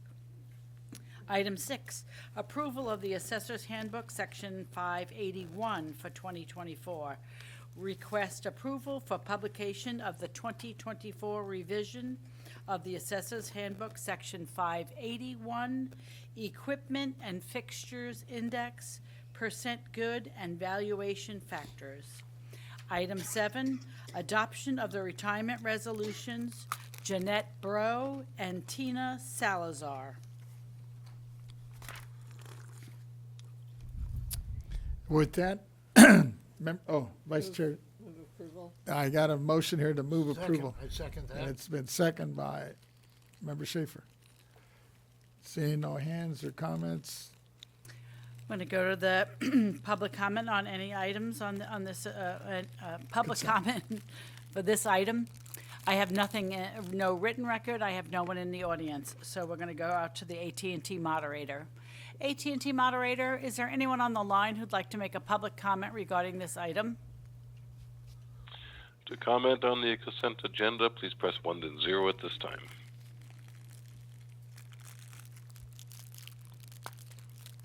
And we have no callers queuing up. Thank you, moderator. So therefore, I have a motion to accept the consent agenda by Vice Chair Lieber and seconded by Mr. Schaefer. Take roll. Chair Vasquez. aye? Vice Chair Lieber. Aye. Member Gaines. Member Schaefer. Aye. Deputy Controller Emron. Aye. So that's unanimous of all those present. With that, Ms. Cicchetti, I guess we can go on We to have our a special presentation. That's presentation. correct. First, what I'm going to do is read into the record Jeanette Bro. She is not present today, but we'll get hers read into the record. Honoring Jeanette Bro on her retirement. Whereas Jeanette Bro, office technician in the State Assessed Property Division of the Property Tax Department, will retire on December 30th, 2023, after 16 years of outstanding it's gonna get me every single time. Meritorious service in the state of California and the California Board of Equalization. And whereas Jeanette began her career with the Franchise Tax Board on January 17th, 2007 as a key data operator. Shortly, she promoted to an office technician, typing, with the State Board of Equalization, Tax Area Services Section on June 25th, 2007, and then subsequently to the State Assessed Property Division in July 2021. Whereas as a result of her diligent work and ability, she has consistently demonstrated responsibility and desire to perform her duties. Whereas throughout the many years of service, Jeanette has served the people of the state and of this state with fairness and dedication. Therefore, be it resolved that we, the members of the board, do hereby extend to Jeanette Bro our sincere and grateful appreciation for her dedicated service to the California State Board of Equalization and to the state of California. Our congratulations on her well-earned retirement and our best wishes to her and her family for continued success, happiness, and good health in the years to come. Adopted at Sacramento, California on this 12th day of December by the State Board of Equalization. And so now we're going to move to Ms. Salazar. I'm going to say, Ms. Salazar, would you please come forward? And I believe Ms. Salazar's supervisor is here as well. or Jeanette is not speakers. here? Mhm. Jeanette is not here. Welcome. Okay. Thank you. Let me take the moment first to read her retirement resolution into the record. honoring Tina Salazar on her retirement. Whereas Tina Salazar, Senior Specialist Property Appraiser in the Assessment Practices Survey Division of the Property Tax Department, will retire on December 31st, 2023, after 25 years of outstanding and meritorious service to the state of California and the California State Board of Equalization.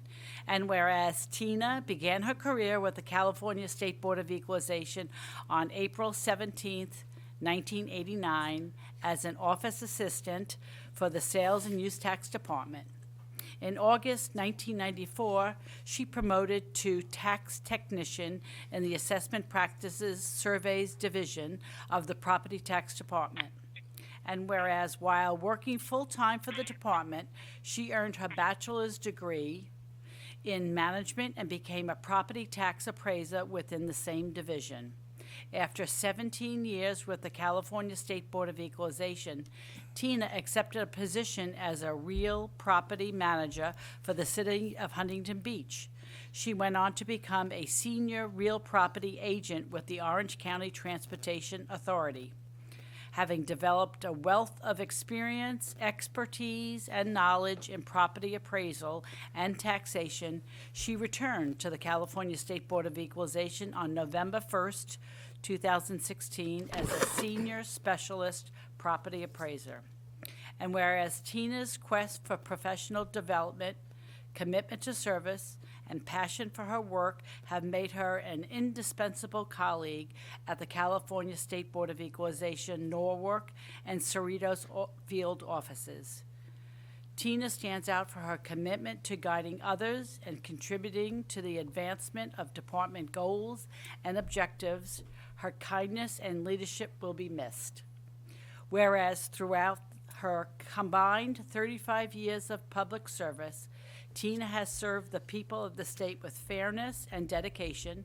She has proven her willingness and ability to provide quality and exceptional service. Therefore, be it resolved that we, the members of the board, do hereby extend to Tina Salazar our sincere and grateful appreciation for her dedicated service to the State Board of Equalization and the state of California. Our congratulations on her well-earned retirement and our best wishes for her continued success, happiness, and good health in the years to come. Adopted in Sacramento, California on this 12th day of December, 2023 by the California State Board of Equalization. Sure would have a motion. Congratulations. Thank you. You look too young, though, to retire. I started when I was 20. I thought you were right out of high school. But congrats, and listening to all your accomplishments and hearing from staff, I know you're going to be sorely missed here. And just wanted to thank you for your service and also for your commitment to the diligence and hard work you've put in, at least to make us look good up here over these years. Really appreciate it. I've been proud to be part of BoE team, and there's been exceptional people I've worked with and have had long-standing relationships. So I'm looking forward to keeping in touch with them, and it's been great serving the public all these years, too. It's been a big part of my life, obviously. Thank I you. appreciate it. Let me turn to members, and then if not, I know you have your supervisor here as well. Member Gaines, go ahead. Great, thank you. Yeah, just want to thank you, Tina, for 25 years with BoE, and even through some of the changes that occurred, right, with AB 102. So thank you so much for hanging in there, and obviously you're talented. You've risen up within the ranks, and were you able to provide public service? Was it Huntington Beach? Was Yeah, it the City of Huntington Beach, yes. City of, So I was yeah. familiar with the discussions earlier on that presentation. Yes, yeah. Right. Yeah, so thank you. I hope you have a great retirement, and Thank you you. for your service. We really appreciate you've dedicated a good chunk of your life to the Board of Equalization, and it's very much appreciated. Thank you. Thank you. Member Schaefer, go ahead. Yeah, Ms. Salazar, it's nice to be able to honor people from Southern California. Where about 90% of them are guys and gals in Sacramento, you know. And I appreciate what all you've done for the district as well as the board. And I hope you'll know that we will remember you. Thank you. Vice Chair Lieber. Thank you. Well, I very much appreciate reading your resolution and understanding what your service has been about, and especially when it talked about your kindness and thoroughness. People aren't always completely happy when they talk to a tax agency. And it really means a lot to know that the average person in California can be served by someone like you. So thank you so much for your years of service. Thank you. Our Deputy Controller wants to weigh in. Go ahead. Thank you, Tina. I also want to extend my best wishes to you on your well-deserved retirement. I hope it's a retirement filled with good food and travel and spending time with loved ones. And I see that you brought many people, your colleagues and friends and family that also appreciate you and love you a lot too. So thank you for your service to this great, great state. And it's in good hands as you enjoy your retirement. Thank you. Thank you. And I understand we have your manager, I believe Mr. Dodson. David. Yes, hi, how are you? My name is David Dodson, and I am the supervisor of the Southern California Board of Equalization Office. And we are here today to recognize the accomplishments of one of our cherished team members here at the Board of Equalization. Tina Salazar is celebrating 35 years of selfless public service. It is with great joy and some trepidation that, that we support Tina's move into her well-deserved retirement. Tina has been an instrumental member of the Southern California-based survey and sample teams, starting as a tech technician and advancing to become the senior team leader in the Cerritos office. Tina epitomizes the hardworking experts that make up our department in this very specialized and challenging field. She has never hesitated to take on the most difficult assignments and has always been an enthusiastic mentor to her colleagues. Her professionalism and commitment to duty truly stand out as one of our best. It was with pride and admiration that we honor her dedicated career in public service, and we are forever grateful. May her retirement be filled with joy, relaxation, and gratification. Congratulations, Tina. Best wishes on your retirement, and thank you for your service. Thank you. Thank you. And with that, I believe we're going to take a short recess. Oh, we have our executive director wants to weigh in. Go ahead. Members, before we, good morning. Still morning. Good morning, members. Yvette Stowers, Executive Director. Before we take that recess for photos, on behalf of the agency, I want to express my deepest appreciation and thank both Jeanette and Tina. Both of them combined have served the state of California for over 41 years. Throughout their many years of services, they both have demonstrated dedication and commitment to the State Board of Equalization. The entire team of Board of Equalization wishes them a heartfelt congratulations on their well-deserved retirement. Thank you very much, Tina. Thank you very much, Jeanette. With that, we'll take a short recess, yes.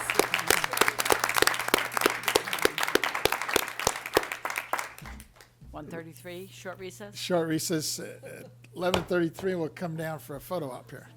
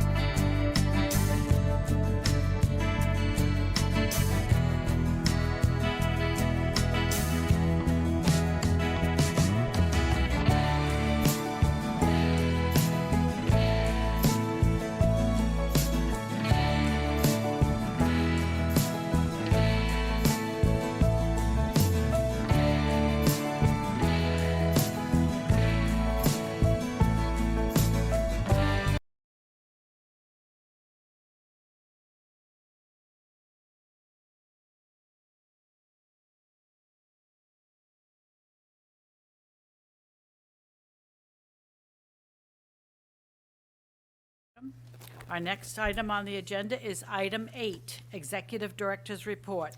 Report on the status of pending and upcoming organizational issues. California Proposition 1, Behavioral Health Services Program, and Bond Measure, March 2024. This matter will be presented by Ms. Stowers. Good morning, Yvette Stowers, Executive Director. Before I do my report on Proposition 1, I would like to share with you some upcoming events and past events. First, the past event. On November 16th, Mr. Richard Moon, Tax Council 5, spoke at the California County Council Association Taxation Fall 2023 Study Section meeting. This meeting took place in Southern California. Mr. Moon provided an overview of the State Board of Equalization, including a brief history. He also answered questions regarding the state assessment process and the hierarchy of property tax authorities. The second item, coming up later this week on December 14th, I have been asked to speak at the California Association of Clerks and Election Officials, Clerks of the Board Conference. They have requested that I speak on or provide an overview of the State Board of Equalization and the programs that we administer. This conference will take place in Sacramento. As always, members, I will continue to keep you informed on the various speaking engagements that we do.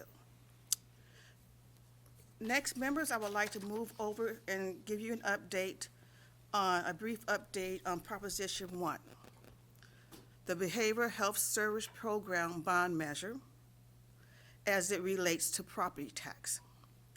As a reminder for those listening today, the agency is prohibited from supporting or opposing measures on the ballot. My presentation will summarize the memo attached to today's public agenda, which was prepared by Mr. David Young, Deputy Director of the Property Tax Department. Proposition 1 will appear on the March 5th, 2024 presidential primary election ballot.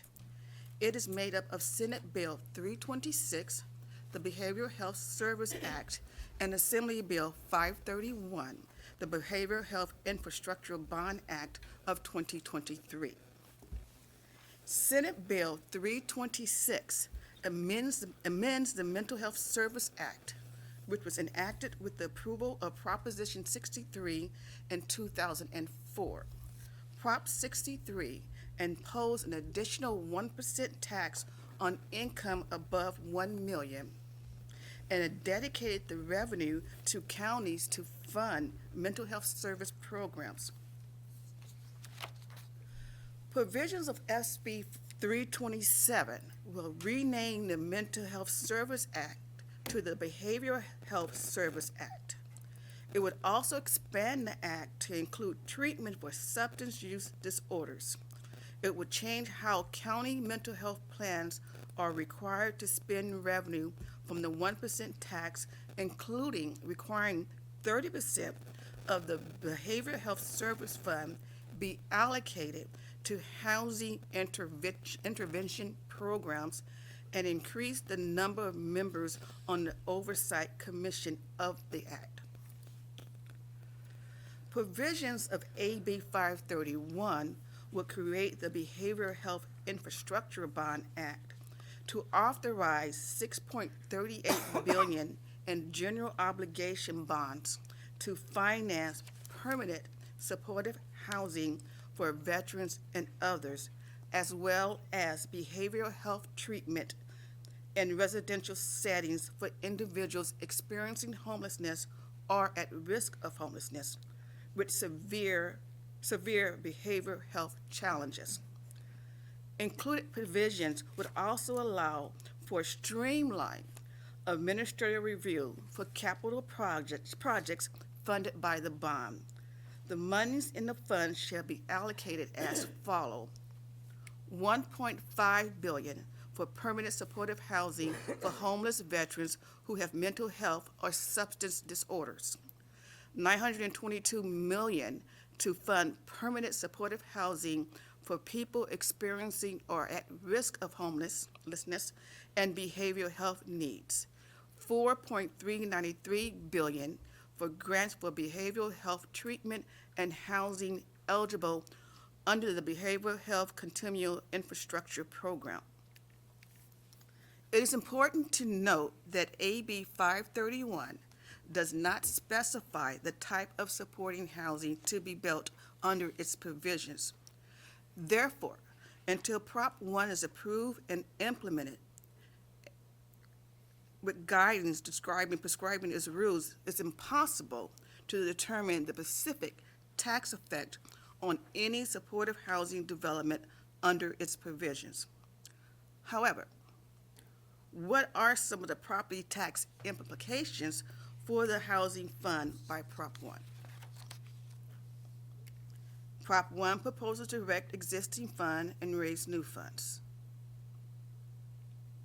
Again, we don't have a lot of specifics right now, but let's go over our existing property tax rules and statutes and how it may affect property tax. Starting with our Constitution. Section 1, Article 13 of the California Constitution states that all property not exempt is taxable at the same percentage rate of fair market value. Accordingly, any facilities constructed pursuant to Prop 1 would be accessible and taxed at its fair market value unless an exemption applied. There are several potential exemptions in this area. First of all, property owned by the state or local governments is exempt from taxation under Section 3, Article 13 of the Constitution. Examples of this type of property is property owned by the Health and Human Services Agency or property owned by the Department of Veterans Affairs. These properties would be exempt by the Constitution. Property owned by qualified nonprofits may be eligible for a partial or a full exemption. RT Section 214 provides that property used for charitable, religious, hospital, or scientific purposes may be eligible for what we know as the welfare exemption. Relevant qualified purposes may include hospitals, low-income housing, elderly, disabled housing, and emergency or temporary shelters. 3, property owned under a long-term lease qualified by a qualified nonprofit for low-income housing may be eligible for the exemption under RT Section 236. Finally, property that does not qualify for any exemptions may still have preferential assessments treatment under RT Section 402.1. Under this section, if the property is subject to an enforceable government restriction, the county assessors must take that restriction into account when assessing the property. The restriction may result in a lower assessment when compared to similar but unrestricted property. If the voters approve Prop 1, the BoE, as the need arise, may need to do the following: issue letters to assessors, review and update assessors' handbook, issue annotated rulings of council, develop forms, and update the BoE website. The BoE would also need to review implementing statutes and potentially promulgate regulations to clarify and implement enacted statutes impacting the assessments of Proposition 1 supportive housing. Finally, the welfare exemption is co-administered by the BoE and the 58 county assessors. Depending on the number and types of property funded and constructed under Prop 1, the increase in number of applications could represent a substantial increase in workload for both the BoE and county assessors. Members, as you can see, the specifics of Prop 1 and the effect on property tax remains relatively unknown at this time. If Prop 1 is approved by the voters, the next step would be implementation. This will require a specific need to fully assess and associate the impact on property tax administration. This concludes my presentation. I'm available to answer any questions, and Mr. Young, and so is Mr. Angelo. Thank you. I know you mentioned that, there's still a lot of unanswered questions with Prop 1, and we probably won't know a lot of the details, especially the implementation and how this is going to impact some of the properties, especially property tax purposes. But I'm wondering, has the BOE formally requested additional information from like the legislators or the legislator or other appropriate parties in terms of the impact Prop 1 will be, how it will be treated in terms of property tax purposes? Thank you, sir, for that question. I think if I understand your question right, you're kind of asking as far as the tax treatment of the property. Well, the tax let me say the tax treatment is going to be based on our existing statutes and laws, the ones that I kind of went over, depending on how it's going to be structured. So we have not reached out to the legislators at this time, nor have we reached out to the agency who's going to be responsible for administering the program. However, when and if the measure shall pass, my team will be working with the appropriate individuals to make sure that they have a clear understanding on the existing rules, the existing exemptions, and how they apply, so that there won't be any misunderstanding when they're thinking that perhaps someone is going to get a benefit and they're not getting a benefit. And that's kind of our standard protocol whenever there's a law change dealing with property tax. The property tax department in the Ledge division work with Ledge staff in drafting the language and make sure that the language is going to allow them to carry out their intent. And along those lines, currently, I'm thinking of the VA properties that exist throughout the state of California. Are those currently exempt right now? The VA properties, is it owned by the Veterans Yes. Organization? If it is owned by... Like I know we have one in my district, a pretty large one in Westwood. I don't know who owns the property, so I can't answer that Well, it sounds question. like David might know. David? Oh, I'm sorry, I forgot my cue.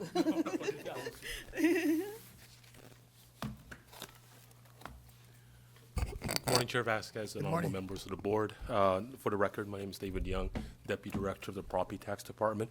If the properties are indeed owned by the Veterans Administration, they would be exempt as government-owned property. So if it truly is owned by them, they should be exempt. If they're not, they should contact the local assessor and speak to them.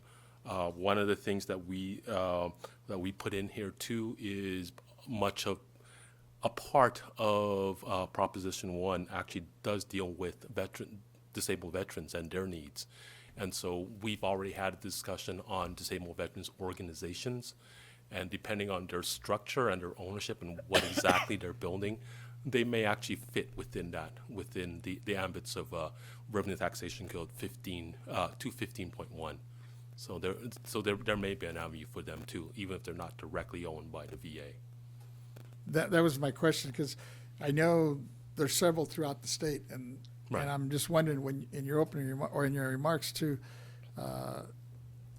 Ms. Stowers, you mentioned that this is obviously is going to go after or hopefully be helpful to the vets, and I'm looking at, I know when we look at that unhoused homeless population, many of those are veterans that are that need some mental care and hopefully some facilities.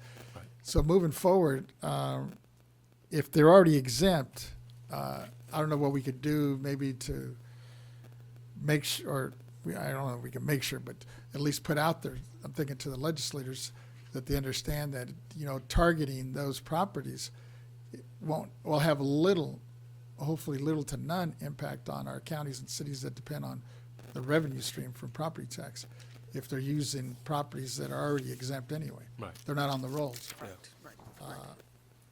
When Okay. we get to that stage, being hopeful that this measure passes, when we do our bill analysis, we will definitely highlight the revenue impact.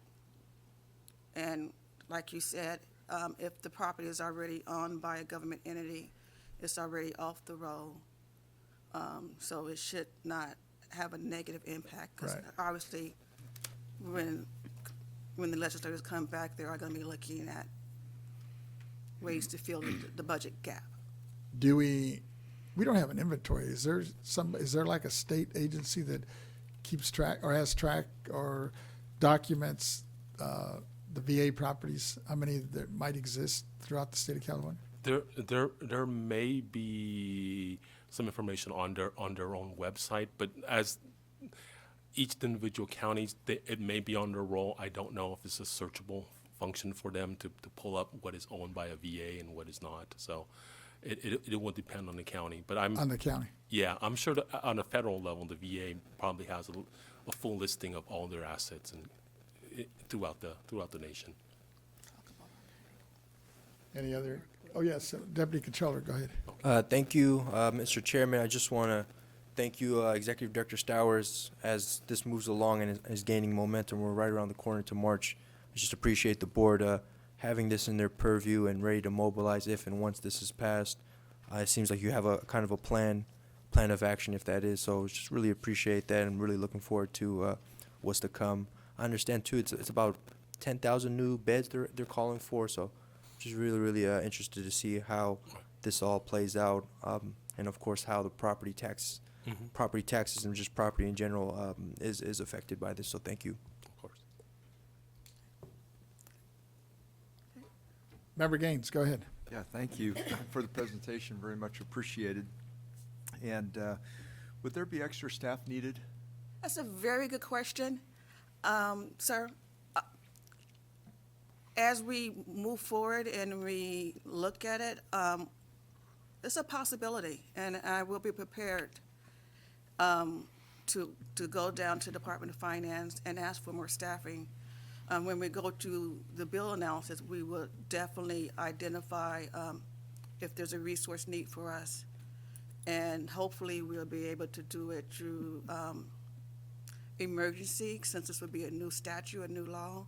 And we should be able to request the funding immediately and not have to wait for the next cycle of budget change proposals. Okay, so you'll keep us updated. I would definitely keep you. On that. We'll keep an eye on it. From my perspective, just looking back, we did an excellent job of implementing Prop 19, but it came at a cost of other projects getting on the back burner. Right. So I don't want to be in that situation that I have to put something on the back burner to implement this. Great, thank you. Is there a ledger analysis that we could have access to that would give us a little more, I mean, I appreciate this. This is a great overview, but I don't know exactly, it's not answering all the questions I've got in terms of. Mr. Angelo, Here we go. Great, thank you.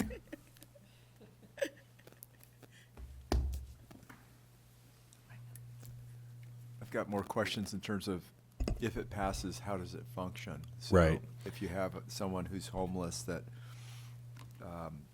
is not really capable of making rational decisions, how is that individual treated, and how would they go into a program offered by this initiative? Right, and it is complex. Ted Angelo with the Legislative and Research Division with the board. And what I can say to that is it's complicated. But there is recent information from the legislative analyst. So what we didn't have last month when we covered this just very briefly, this hadn't been distributed yet. But the Ledge Analyst Office has a Proposition 1 ballot summary, and it goes into answering some of those questions. So it's available. I'm not exactly sure when it was posted, but I have it here in front of me, and it goes into a little further detail beyond the scope of the BoE impact and the property tax impact that Ms. Stowers and Mr. Young were talking about, beyond Yes. Good. how it's all. Is that something, because I know we're pressed for time, but is that something that you could get a copy of to each of us on the board? Absolutely. I think we'd all like to see it. Yeah. Yes. Yeah. I'll do that. Okay, wonderful, thank you. That's it, thanks. Thanks. Seeing no other hands or comments, I think we're good. Thank you. Sir. Ma'am? going to try to squeeze one more in before we have to break for lunch. Yes. We're going to go to item number 9, Operational Priorities Report. The report on the status of operational priorities. This matter is being presented by the Chief Deputy Director, Ms. Renati. Welcome. Good morning, Chairman Vasquez and honorable members. Again, I am Lisa Renati, Chief Deputy Director for the Board of Equalization. Today I'll report on some of the agency's operational priorities in furtherance of the agency's strategic plan. And the first item is our workforce capacity. Since our last meeting, we have successfully filled 6 positions. 1 is a transfer from another agency, 3 are new to state government, and the other 2 are promotions. Through consistent and proactive recruitment initiatives, as of this moment, the agency has reduced its vacancy rate for agency positions to 12%. This is a historic moment for BoE 2.0, and it reflects the dedication of our managers, supervisors, and this board to build a robust team of property tax experts. To ensure we have a pipeline of qualified candidates as needed, we are dedicated to continuing our involvement at recruitment events to promote information on BoE's career opportunities. Last month, we participated in a hiring event here in this building at CDTFA. In addition to the many candidates and talking about our property tax positions, we filmed a recruitment video with a member of our recruitment team. Soon this video will be posted onto our social media accounts and hopefully generate more interest in our positions. We are also planning future in-person and virtual recruitment events for the first half of 2024. So far, we have 6 planned. Those will be held at UC Davis, Chico State, Sac State, Cal Poly San Luis Obispo, McGeorge School of Law, and the Los Rios Community College. So, members, as you are well aware, over the last 5 years, we have made great strides in reaching the agency's strategic goals to rebuild, revitalize, and modernize our workforce, our infrastructure, and our tax programs. This is evidenced by the fact that we have restored and improved all essential functions within our agency.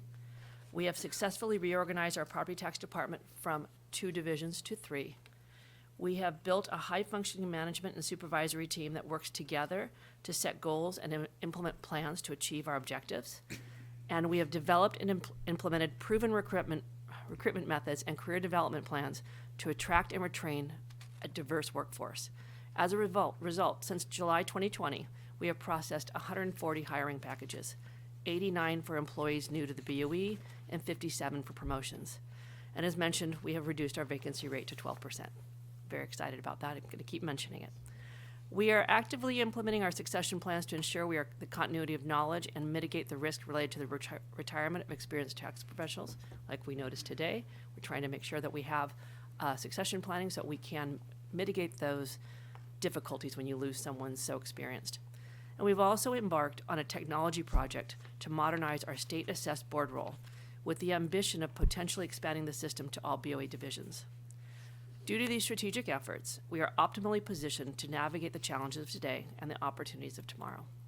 Members, this concludes my report. I'm available to answer any questions you may have. Thank you for that report, and it sounds like you're continuing to be very successful in the hiring process. And listening to 2 retirements earlier today, I'm assuming those are your target as well. Yeah, it's very difficult to lose that knowledge, but we and the invaluable, skill sets that they possess, and so we have been working very hard to make sure that we can weather those changes. And as they leave, we bring new people in, and hopefully that knowledge transfer has stuck, and we will do very well. So it sounds like you're building a pretty good bench out there. Attempting to. Thank you. Member Gaines. Yes, I just wanted to thank you, Ms. Renati, for a great job, and it's exciting to see that vacancy rate is declining.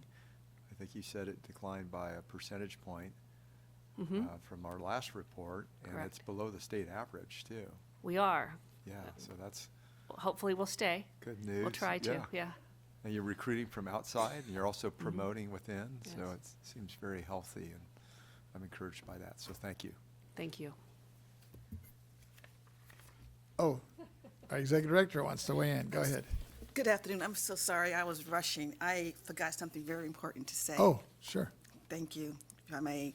I would like to extend my appreciation and thanks to the outgoing CAA President and Kings County Assessor, Clerk, and Recorder, the Honorable Christine Lee, for her partnership in 2023, as many of our accomplishments were achieved through great collaboration with the CAA. And moving into next year, I'm looking forward to working with the Honorable Kristen Nguyen, Sacramento County Assessor, the incoming CEA President in 2024. That concludes my remarks. Thank you. Seeing no other hands or comments, I think we're good. Thank you, Mr. Nani. So it's And we're- 12 o'clock. We're 12, we're right on. So we have to break for lunch because of our afternoon that we have scheduled. We have for the- scheduled people coming in, right? So we'll take a break for lunch and we'll come back at 1 o'clock. 1 o'clock. So it's 12:03, 1 o'clock where you come back. Thank you.